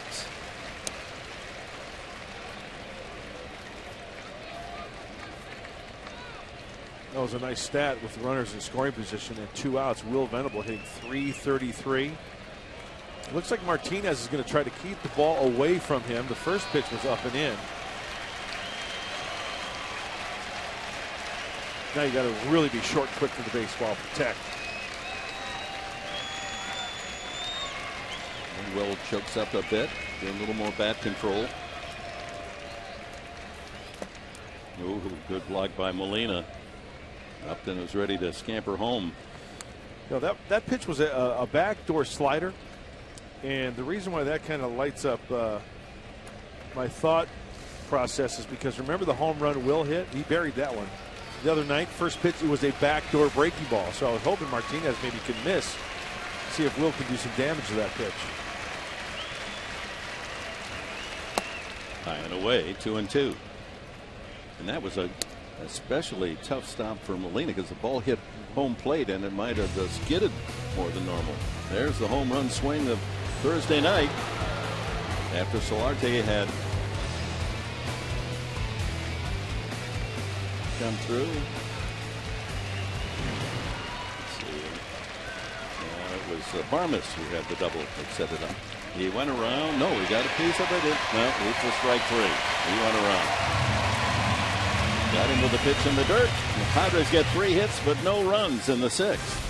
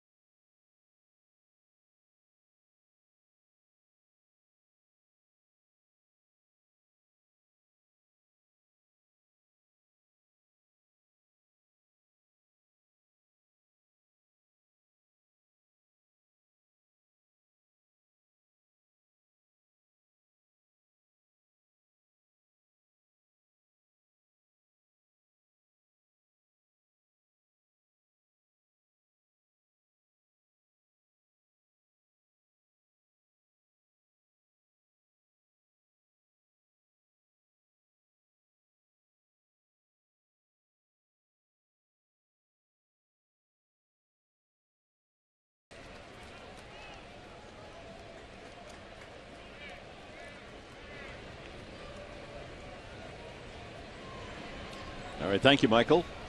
Last of the 6th inning, Despaigne working on the top of the order, and that's Pham with a swing and a miss, 1-1.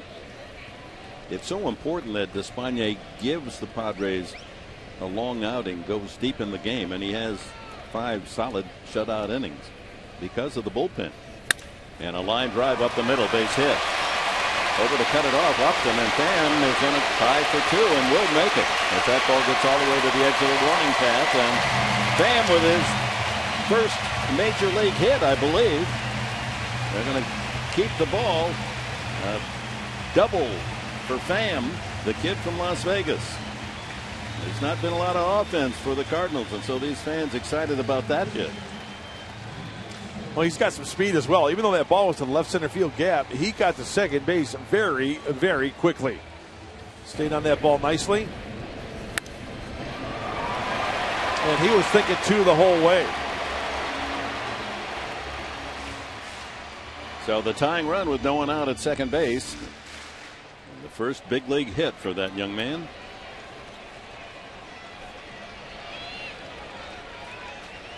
And now it gets tough. Matt Carpenter, then Johnny Peralta. Shift on for Carpenter. He lined to third bases last time and takes ball one. And action quickly in the Padre bullpen. Brandon Maurer, Joaquin Benoit, and Craig Kimbrell have pitched in each of the first 2 games of this series. So it'll be interesting who might or might not be available today. Looks like Marcos Mateo and Frank Garces are up. They got the double barrel working. The righty lefty.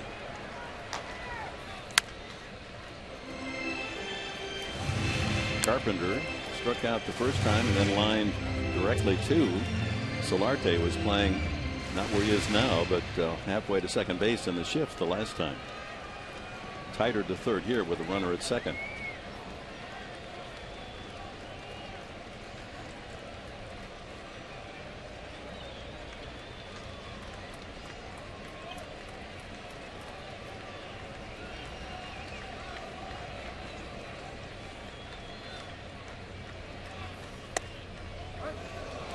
One and two. Sean Kelly pitched 2 innings on Thursday. He did not pitch yesterday, so he's had a day rest after those 2 frames. Well, Odrisamer Despaigne is going to have to work some magic right here.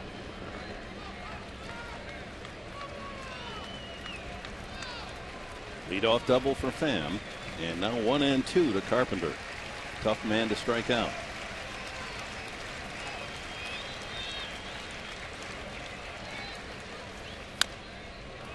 Goes with a slow breaking ball, and Carpenter just did nick it foul. I tell you, the body language of Matt Carpenter, he's Odrisamer Despaigne giving him fits today. Remember, we saw that one bad hack on the strikeout down and away. That pitch there, he was really off balance. See Matt Carpenter choking up on that bat and trying to get some bat control. Well, now he's down on the knob of the bat. And it's 2 and 2.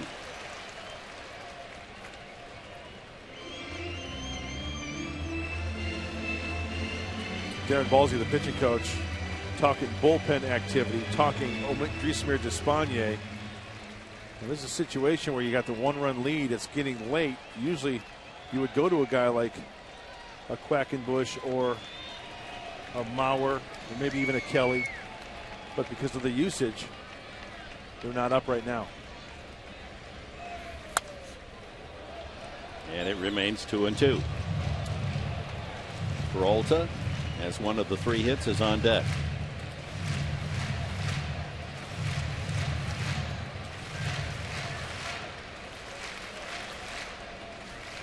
You better check your pulse there. That gentleman, he's all excited about that baseball souvenir.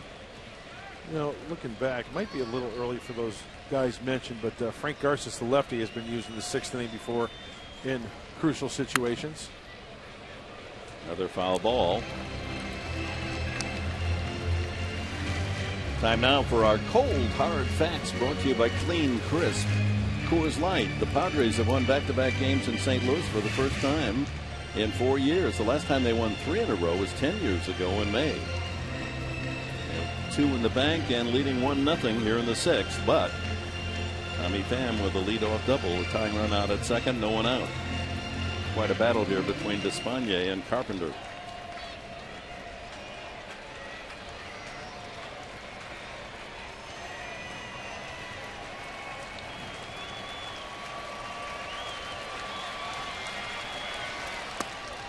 And he's worked the count full. This is what he does, Carpenter.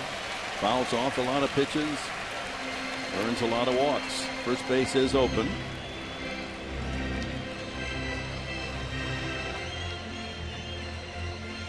Norris with a quick pat on the back of Despaigne.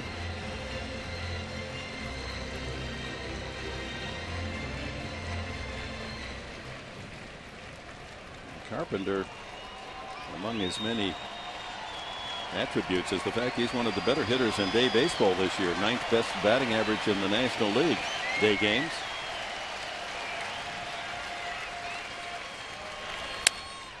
And there's a looper into right field. That'll score the run. Pham around third. It's a 1-1 tie.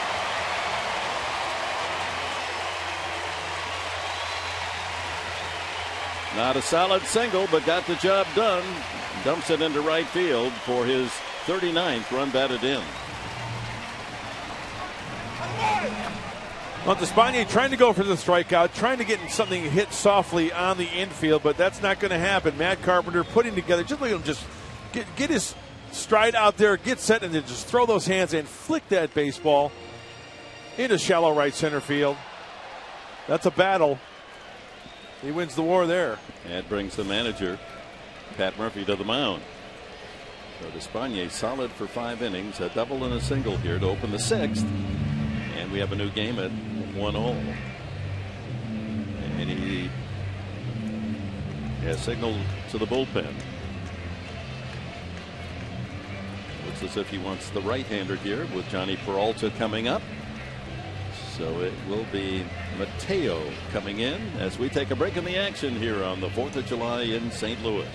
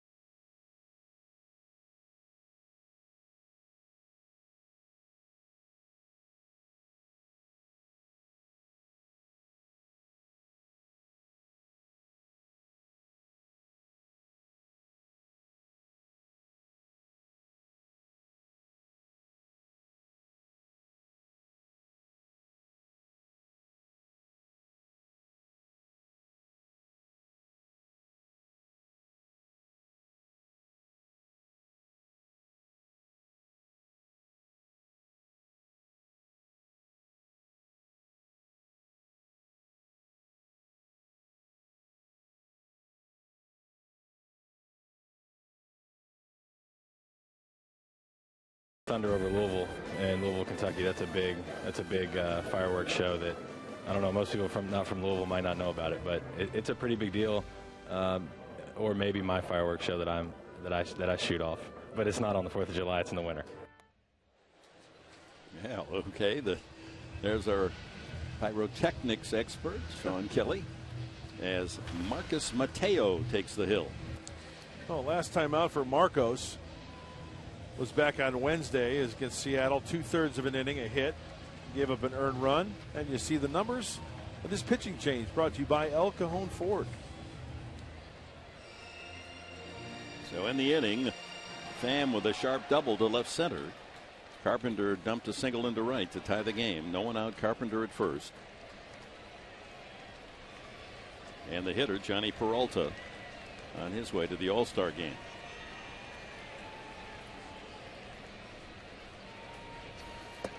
Ball 1. Well, this is where Marcos Mateo really has to come through here. Leave the Cardinals at 1. Get him back in there. Try to make a good pitch, roll the ground ball, and hope for a double play. A crucial 6th inning.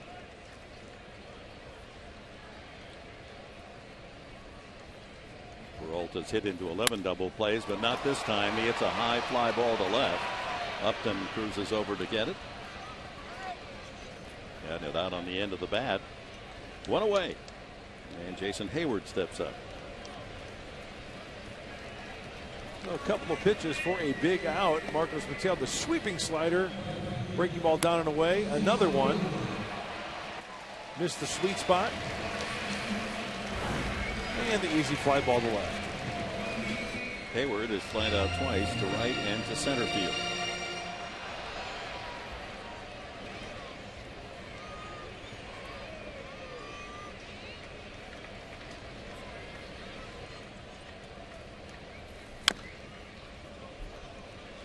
You know, Mike Matheny's lineup, it's so broken up to where you really can't bank on a righty or a lefty out of your bullpen to go double, left, right. It's from the top of the order, right, left, right. It's an Army lineup, right, left, right. Yep. A lot of managers like to have their lineup set up that way, just so you can't bring in a pitcher to throw to 2 consecutive lefties or 2 consecutive right-handed hitters. A ball and a strike to Hayward.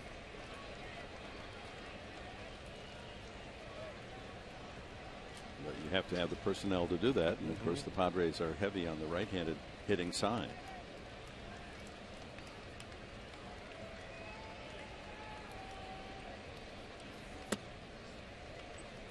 Well off the plate, 2-1.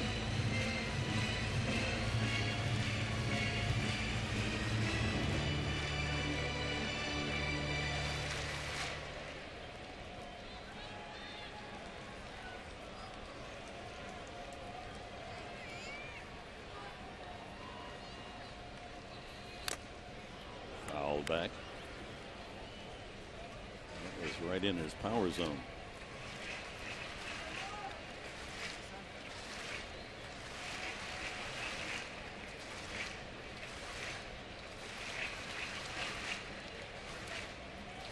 Cardinals and their fans trying to snap what has been the longest losing run of the entire season for St. Louis, especially at home, 4 straight.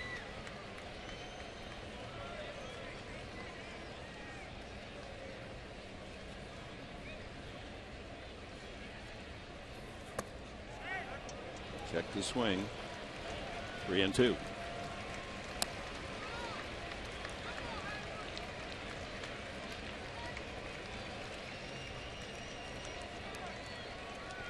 On that last delivery, and almost as if he didn't know a man was on first base. He did the old rock back and through, didn't. I saw that. Maybe try to disrupt the timing of Jason Hayward. I thought it was a little odd as well. Carpenter would get a big jump on that move. 3-2, and another foul. So they had Carpenter running.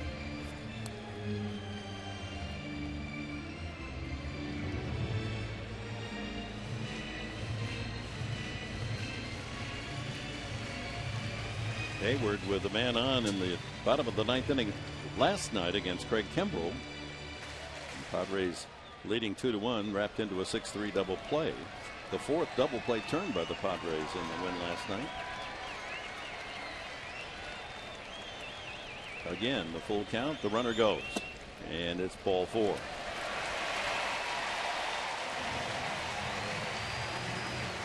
Well, in honor of this 4th of July weekend, Fox Sports proudly supports Folds of Honor and its mission of providing educational scholarships to families of military members who have been killed or disabled while serving our country. If you'd like more information, be sure to visit foxsportssupports.com. Amen.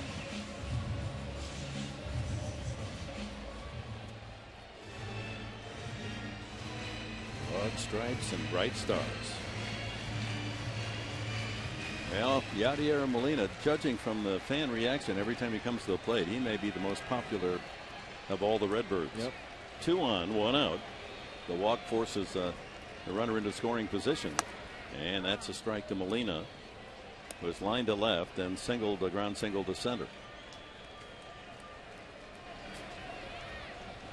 Runners in scoring position, not his strength this year. Oh, he'll try to take it the other way as well.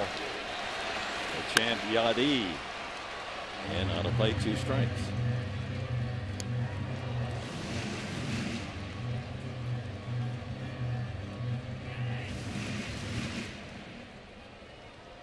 Yeah, the Spaniard had him shut out for 5 innings on just a couple of hits. The double single had tied it. Now the walk by the relief pitcher Mateo. 2 strikes. Molina. Swing and a miss. Strike 3. 3-pitch strikeout. Huge strikeout. Sweeping breaking ball. Molina has to protect. And perfectly placed. Just off the plate enough to try to entice Molina to swing. He does just that. Big second out. Kelton Wong has grounded to second and lined to left.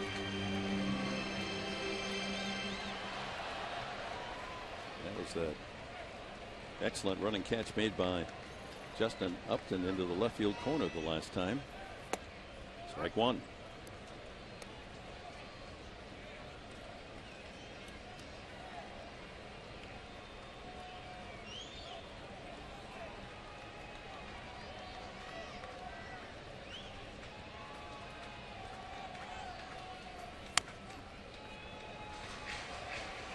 Almost into the lens of one of the photographers with those super long lenses, and he had to get his equipment out of the way there, just the edge of the Cardinal dugout. Good move there, young man. You see Springfield, Illinois through that lens.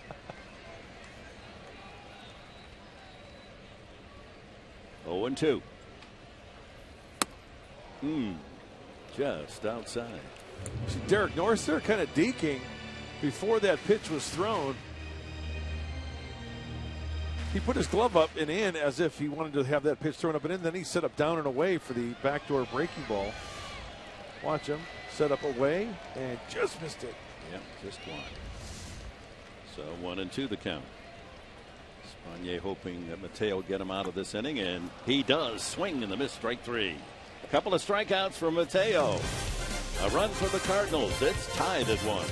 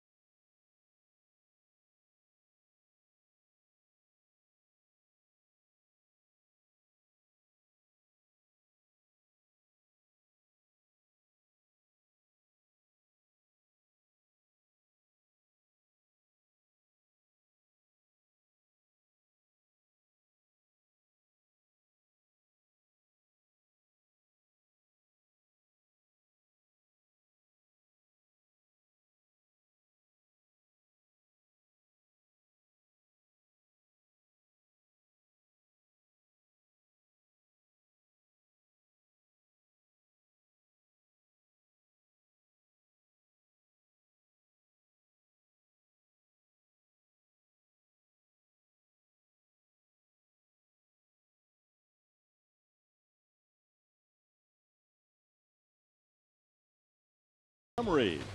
Starting pitchers, Odrisamer, Despaigne, both with excellent efforts. Despaigne allowed 1 run and 4 hits, struck out 3. And Carlos Martinez, the same for the Cardinals, has given up more hits. Total of 7 in the game, but has struck out 5. The big blow, Jan Solarte's home run for the Padres, his 4th of the year to make it 1-0. And the Cardinals tying it here in the bottom of the 6th inning on the bloop single by Carpenter.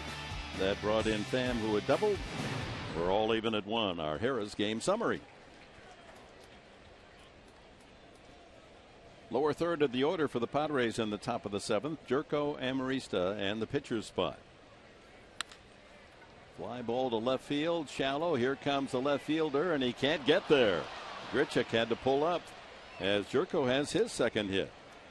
That was Carpenter-style hit. Yeah, it sure was. Good call.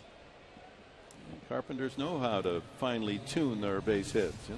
Wonder if Grichuk maybe was fooled by the swing a little bit and kind of held his ground as he approached this one. And then Peralta, he's got name and number towards the infield, placed perfectly out in shallow left field by Jed Jerko. Well, the Padres were a bit unlucky not to score in the 6th inning. They hit the ball hard. They had 3 singles and a line drive that became a double play. So no runs. They have the leadoff man on here, Amarista. Looped a single to left field his last time. And he squares and takes away. Awkward follow through by Martinez.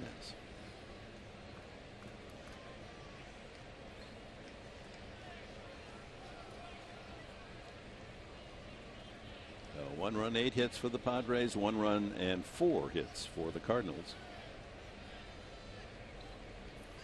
And he takes low and away again.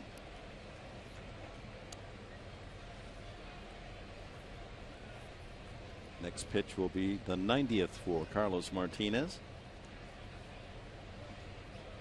Long look by Amarista down at Glenn Hoffman, the third base coach, see whether or not they're wiping off the sacrifice and might let him swing 2-0. I don't think that'd be a bad idea, Dick. I'm right along there with you. 2-0. Swing away. No, he's squaring and takes a strike.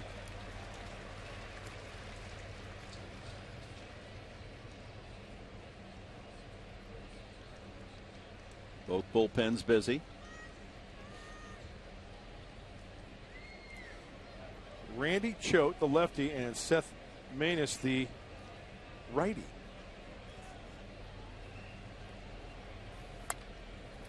That's a beautiful bunt. Carpenter has to hurry and gets Amarista.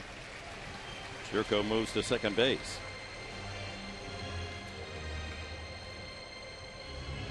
And here's our Fan Diego fan of the game at Busch Stadium. Oh, there she is, right there. A couple of Padre fans.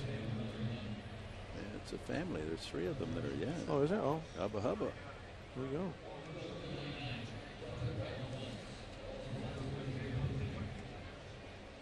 So the pinch hitter is Brett Wallace for the Padres for Mateo. He did a good job. Did walk a man, but struck out a couple with the tie-breaking runs in position. Exclusively a pinch hitter, Wallace, since called up from El Paso. Takes a strike.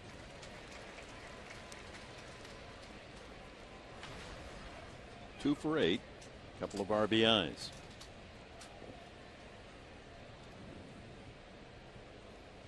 Jerko at second. Padres trying to get back in front. Tied at 1. Foul back. Still got the heater. 95 on that fastball. Well, Brett was a Redbird, and he was in the system. First-round pick, 13th overall back in 2008, and then the trades started coming his way and been around since. Drafted out of Arizona State, where he played for Pat Murphy.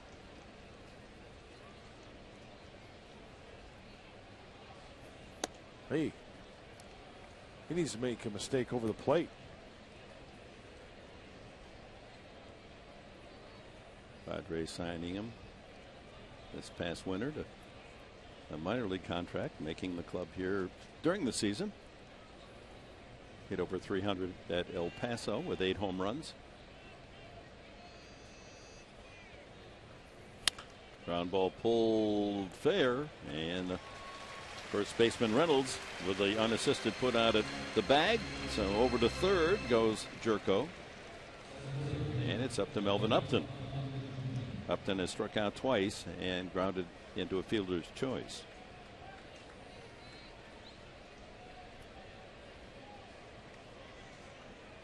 Again, the outfield swings drastically toward right, opening a huge hole in left center.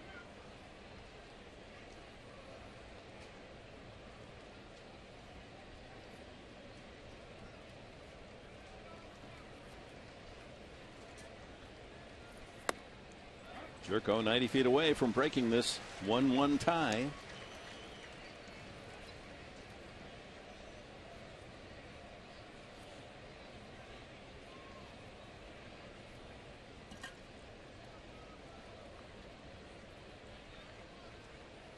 Good secondary lead. Jed Jerko at third base. Anticipate that ball in the dirt.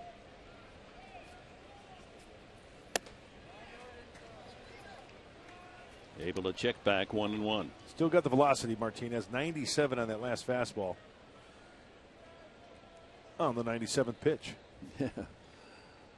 How's that for consistency?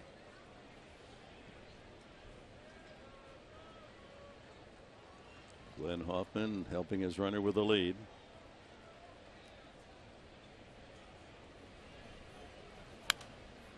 foul back. He had a hanging breaking ball there.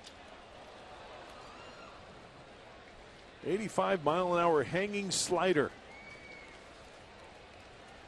And you can see Melvin, his body language out of the box, kind of doing a full circle, saying, "How did I miss that?"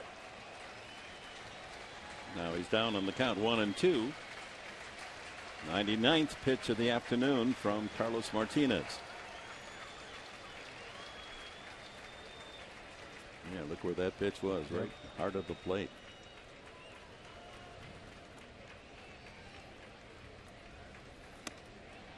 Outside. Clearly outside in our Fox tracks.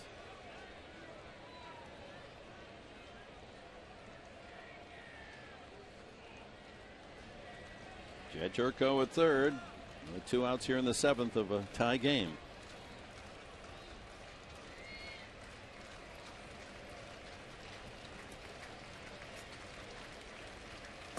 And way outside with a breaking ball and a full count to Upton. Should he reach safely, Yonder Alonso is next.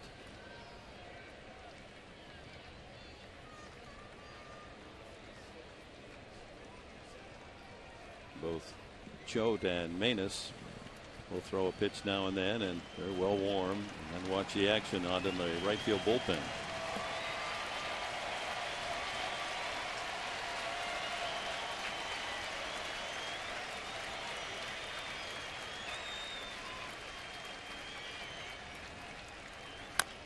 Ground ball foul past third. The ever hustling Carpenter goes out and plays it anyway.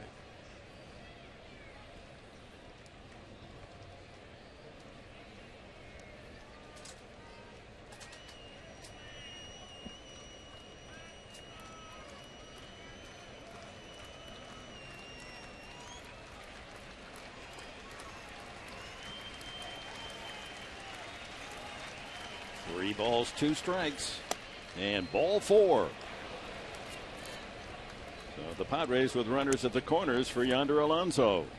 Well, this might be the last hitter, as we have a visit from Mike Matheny. And while we have a moment, this copyrighted telecast is presented by authority of the San Diego Padres. May not be reproduced or retransmitted in any form, and the constant description of this game may not be disseminated without the express written consent of the San Diego Padres. And it will be the southpaw Randy Choate to pitch to Yonder Alonso. But remember, Alonso has a very good record against left-handed pitching. In fact, his average is better against lefties than righties. Solid performance by Carlos Martinez. He leaves the game, a 1-1 tie with runners at first and third. And we'll pause for these words.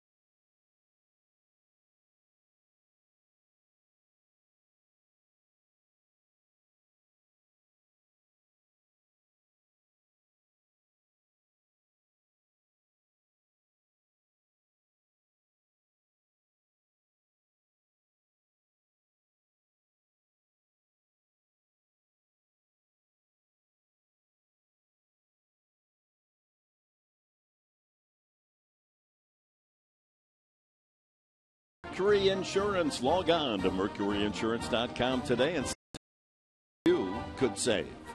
By Petco, what we feed them matters. And by your San Diego Lexus dealer. Little Stars and Stripes. John Philip Sousa, a great bandmaster. And here's Yonder Alonso. First and third, 2 outs, 7th inning. Lefty against lefty. Choate will be 40 in September. Inside, ball 1. Had quite a career. First came up to the big leagues in the year 2000 with the Yankees. Pretty much a 2-pitch pitcher. Fastball, slider. Not overpowering, but he has that funky delivery, a little bit of deception. He's worked in over 600 major league games. And a check swing, 2-0. 39th appearance this year. Numbers are good. Yeah, with that funky delivery, he's around the plate. Only 2 free passes in 16+ innings. Well, look at the splits on the righties. Boy, that tells me that he's got good action down and away and a wipeout pitch against those right-handed hitters. Alonso, a single and 3 at bats. And he takes strike 1, 2-1.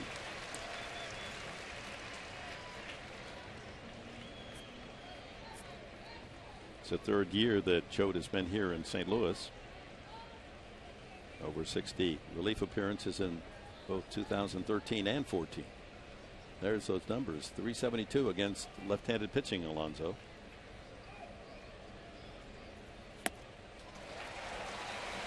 Waved at that off-speed pitch. 2-2. The old sidearm frisbee from Randy Choate. He calls it a slider. It's a big slider. Boy, the Cardinals throughout the day have had some good left-handed relievers out of that bullpen. Rick Honeycutt came over with Tony La Russa. Jesse Orosco for a little bit. Tony Fossas back in the day. Runners lead first and third, 2-2. And a swing and a miss, strike 3. Padres lead 2 more. Stretch half of the 7th, tied at 1.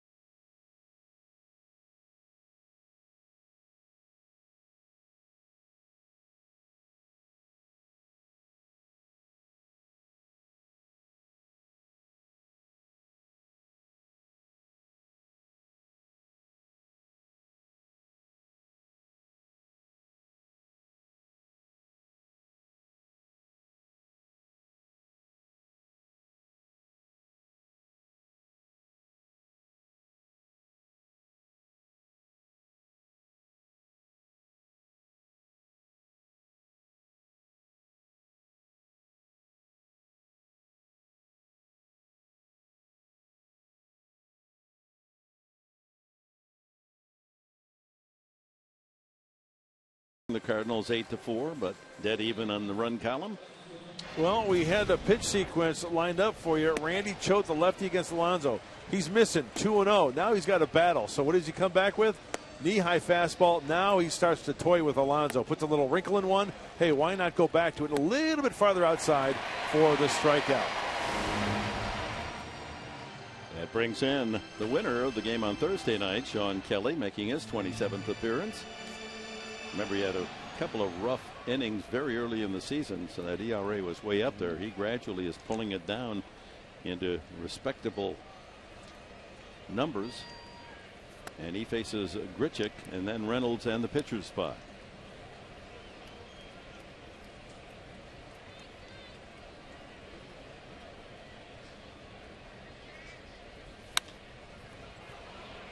High fly ball, shallow and left. Out goes Amarista. In comes Upton, calls him off, and that ball kept drifting back toward home plate. 1 out. Mark Reynolds, the batter. Kelly, since May 17th, has pitched 20 innings and struck out 23 with an ERA of 1.35. There's the Cardinals box score. Leadoff hitter Pham with a double, and then Carpenter hitting second with the RBI single to account for their run. Peralta and Molina, the other hit singles. Sean's been really doing a nice job of attacking that zone. Walks are down, strikeouts are up, getting ahead, putting them away. A ball and a strike to Reynolds, who has grounded out and was walked intentionally.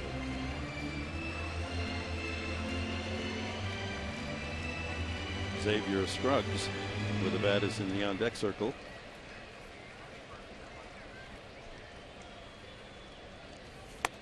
That's in there.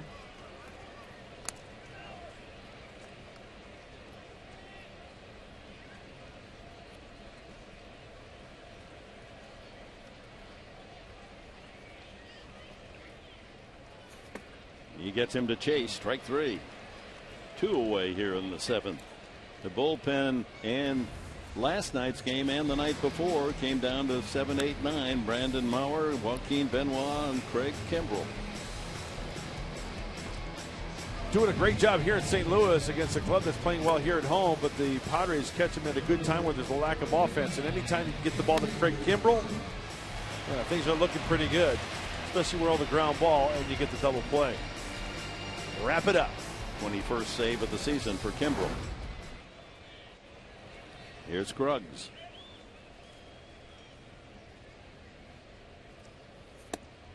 And takes ball 1. Xavier from Poway High School. Undoubtedly followed the Padres through his youth. He's now 27.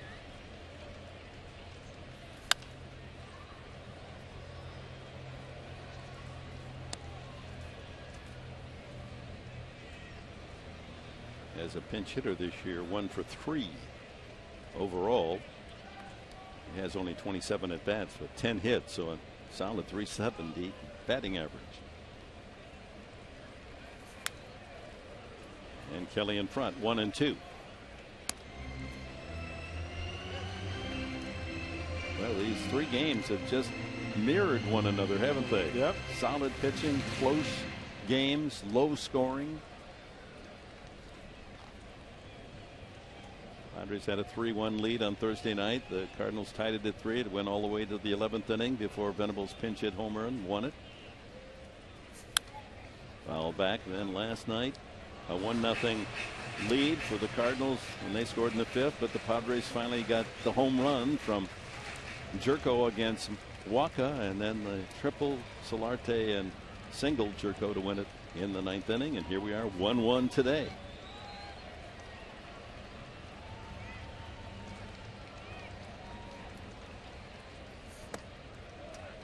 Almost went, and that was a pretty good pitch, just at the knees.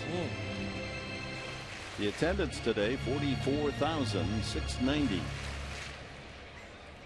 They've averaged almost 45,000 for the 3 games.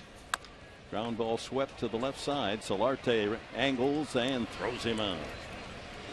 Solid again. Kelly, 1, 2, 3 in the 7th. Into the 8th, tied at 1.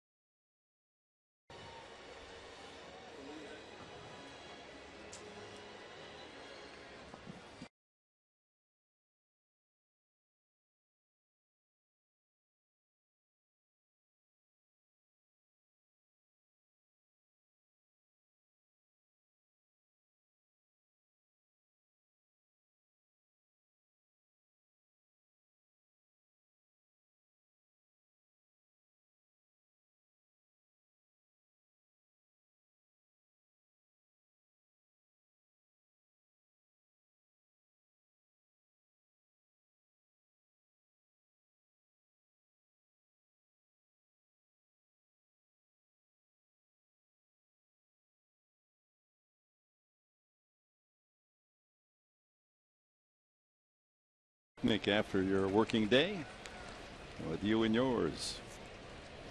Seth Maness is the new pitcher for the Cardinals. He had a rough outing on Sunday.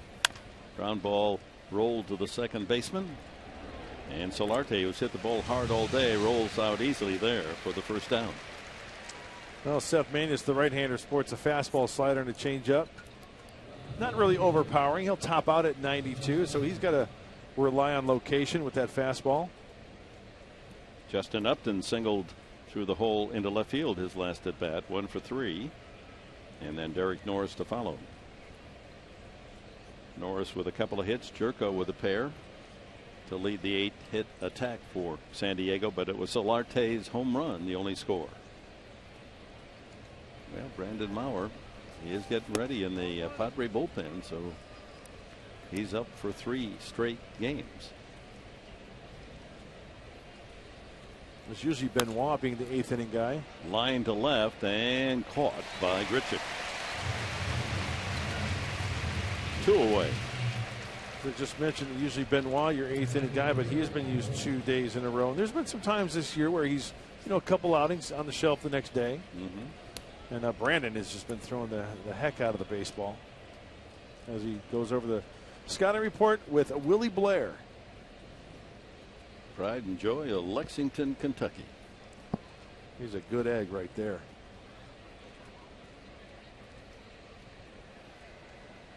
If they paid Willie by the word, he'd be in the poorhouse. He doesn't say much. Except to his pitchers, of course. But when he speaks, people listen. Yeah. Ground ball left side. Carpenter to his left and gets Derek Norris. A 1-2-3. Very quick inning for Maness. Bottom of the 8th, top of the order for the Cardinals.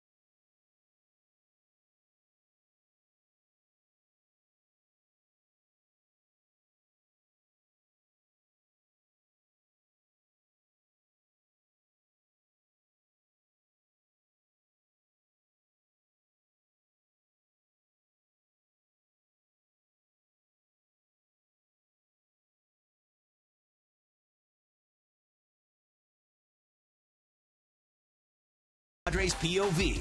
Find out the best spots in town for fireworks on the 4th. And take a Segway tour with Sean Kelly around Pacific Beach. Sean better catch up. He's not doing so well. I'm going to stay right here. It's good speed for me. Is there an age limit on these things? Well, stay tuned after Padres Live, the postgame show. Padres POV. You saw Sean Kelly going around San Diego on the Segway. And we're going to test the San Francisco Giant fans. I had a nice chat with some of the I Giant. like that one. Yeah, that's good. Yeah, it was fun. So stay tuned. Padres POV after Padres Live right here on Fox Sports San Diego. Yeah, you did that man on the street interview. That's good stuff. Well, thank you. Well, Maurer, for the 3rd straight game here in St. Louis, is called upon. 39th appearance. And the first pitch is grounded to short. Amarista bobbles the ball, and safe is Tommy Pham. A bad way to start any inning, and now in the 8th, the leadoff man aboard on the miscue.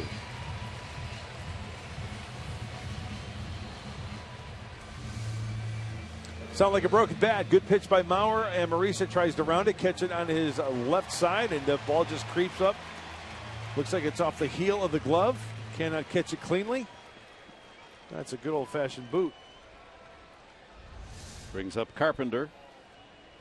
It was the combination of Pham and Carpenter that scored the run back in the 6th inning. Pham with the double, and he takes off on the first move. The throw by Norris. Not in time. Gets away from Amarista anyway. So error, stolen base. No one out, and the Cardinals threatened to break the 1-1 tie. No, you could smell that one coming as soon as Pham got on the board. That error, using the speed. Alexi can't hold on to this one as he goes up. Yeah, low throw might have gotten Pham. Yeah.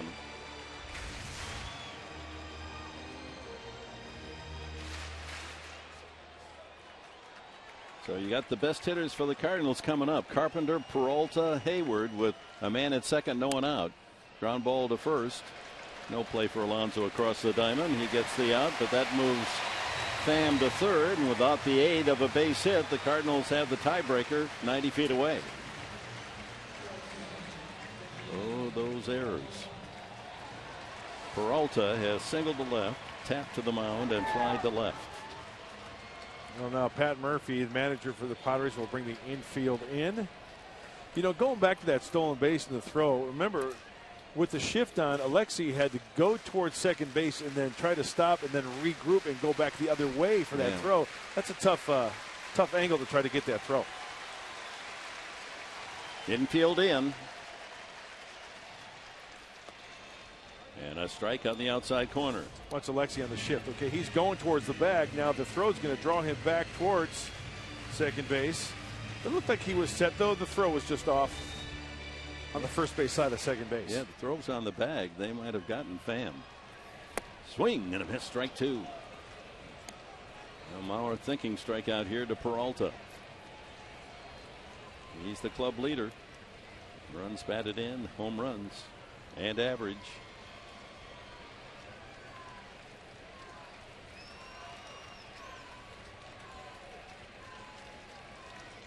Working the corners, Mauer, for those first two strikes. High fly ball, right field. Venable circling, in position. Here's the catch. Here comes the runner. Here's the throw. He is in there. An unearned run, and the Cardinals lead it 2-1.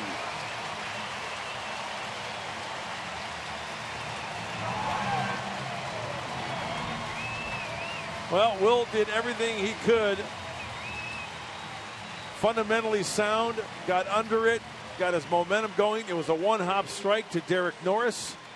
It's just Pham on third base with the speed. Tagging. Well, he did everything he could. So the Cardinals gifted a run on the unearned run with the error leading off the inning, setting up Pham, and then the stolen base ground ball fly out. And a team struggling to score runs, you give them that extra out, and they've taken advantage. 2-1.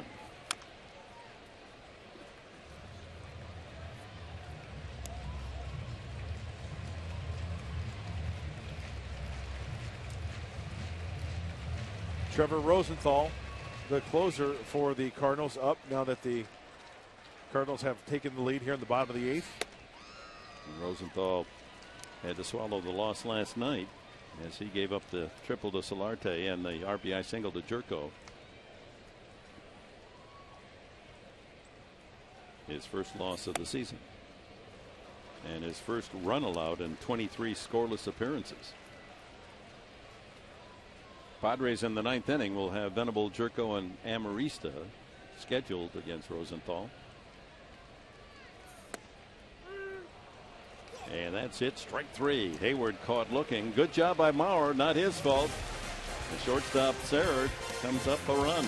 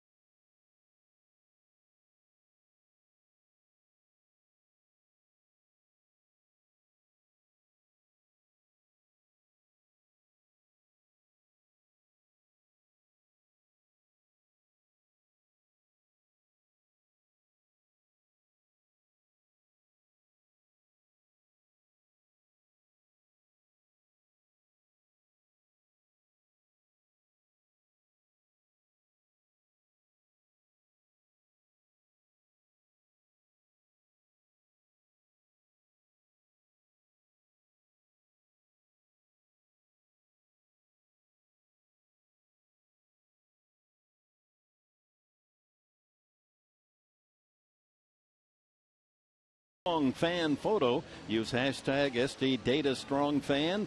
You might just see yourself in an upcoming telecast brought to you by T-Mobile. And while we have a moment, let's take a look at the National University standings on this 4th of July and the NL West. The Dodgers will play later, hosting the Mets. Giants have lost. Arizona and Colorado a game later as well. And the more the Dodgers lose, the more the rest of the West creep up on LA. Well, the Padres give up the unearned run, and the Cardinals the beneficiaries of an inning without a hit, an error, a stolen base, a ground out, a fly ball, a strikeout, and they lead 2-1. Venable 0 for 3 today. Hard throwing Rosenthal. 95. Yeah, he can get it up there. And hopefully now with Rosenthal, this being his 3rd appearance in this series, the Padres know him. Trying to turn around that fastball. Also throws a cutter, a changeup, and a curveball. Need base runners.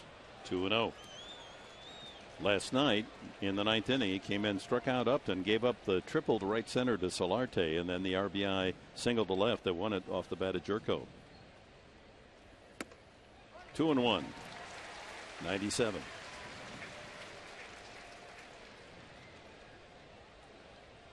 Venable, a ground out, a couple of ground outs, and a strikeout. 3-1. Way off the mark on that 97-mile-an-hour heater. And here is a situation where a walk indeed is as good as a hit. Get that tying run on base. 3 balls and a strike. Venable.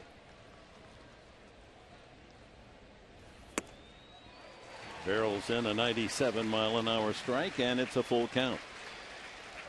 Boy, against the hard-throwing Manus, the outfield playing him to pull a little bit. Tommy Pham is playing on the first base side. Ground ball into the hole. Wong has the first out.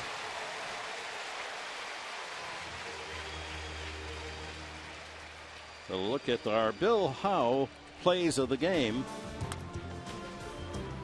Amarista unable to field that ground ball, and an awkward swing by Peralta, just deep enough to get the speedy Pham home with a tie-breaking run. Those are our Bill Howe plays of the game. I want to correct myself. Rosenthal, hard-throwing Rosenthal. Jed Jerko, 2 hits and 3 at-bats.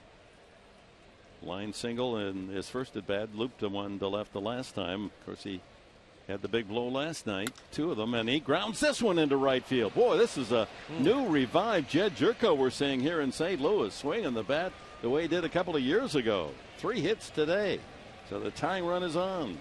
1 away. Nice short, quick stroke. Quiet with the head, throwing the hands, beating the Cardinal defense to the right side.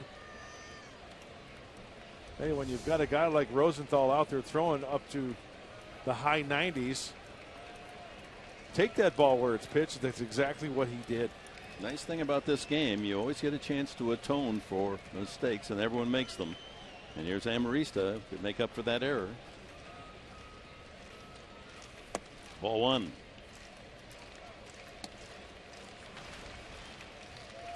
Our keys to the game brought to you by your Honda dealers of San Diego. Provide for the common defense. Oops, that error is critical. Summer Sky Blast. Well, a home run. Yeah. That one sliced to left field foul. Matt Kemp is out of the dugout with a bat. Pitcher spot due next.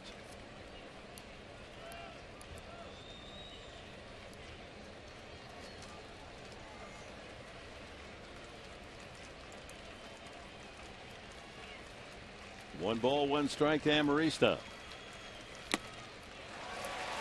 Overpowered by that 97-mile-an-hour fastball. You know, with the way Rosenthal throws, and he's just going to keep the ball away, because when you look at it, look where they're playing him, especially in left field. Pitch him away, play him away. Doesn't have much power the opposite way. Hoping for a fly ball maybe to left field. That ball hit high in the air to right center field, and Pham is calling, and is Hayward. They're both there and almost collide. Pham comes up with the ball. That was close to being a critical bobble, but 2 away.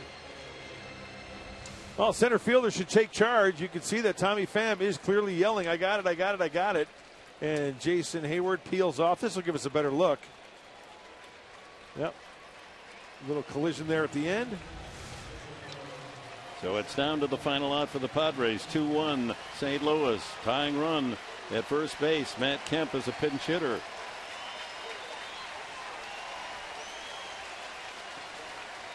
Kemp playing almost every game as a starter.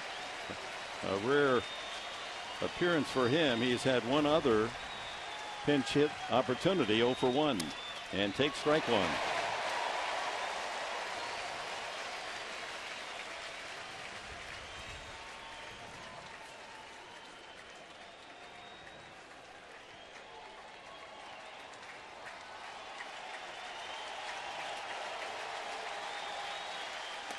Strike 2.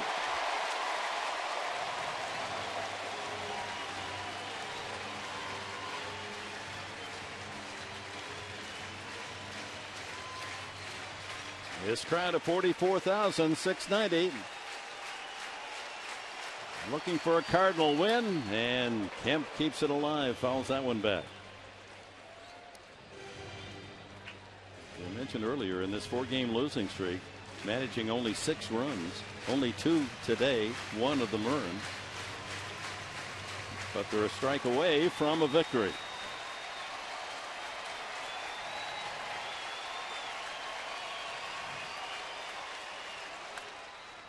Popped up high behind home plate, and that'll go over the screen as Molina watches it fall into the crowd.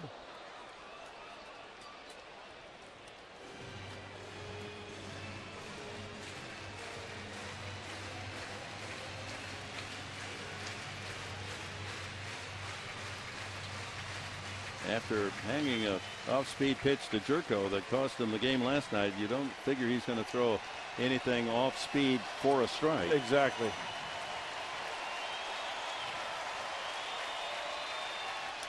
Ground ball pulled to third. Carpenter there, the long throw across, and the game is over.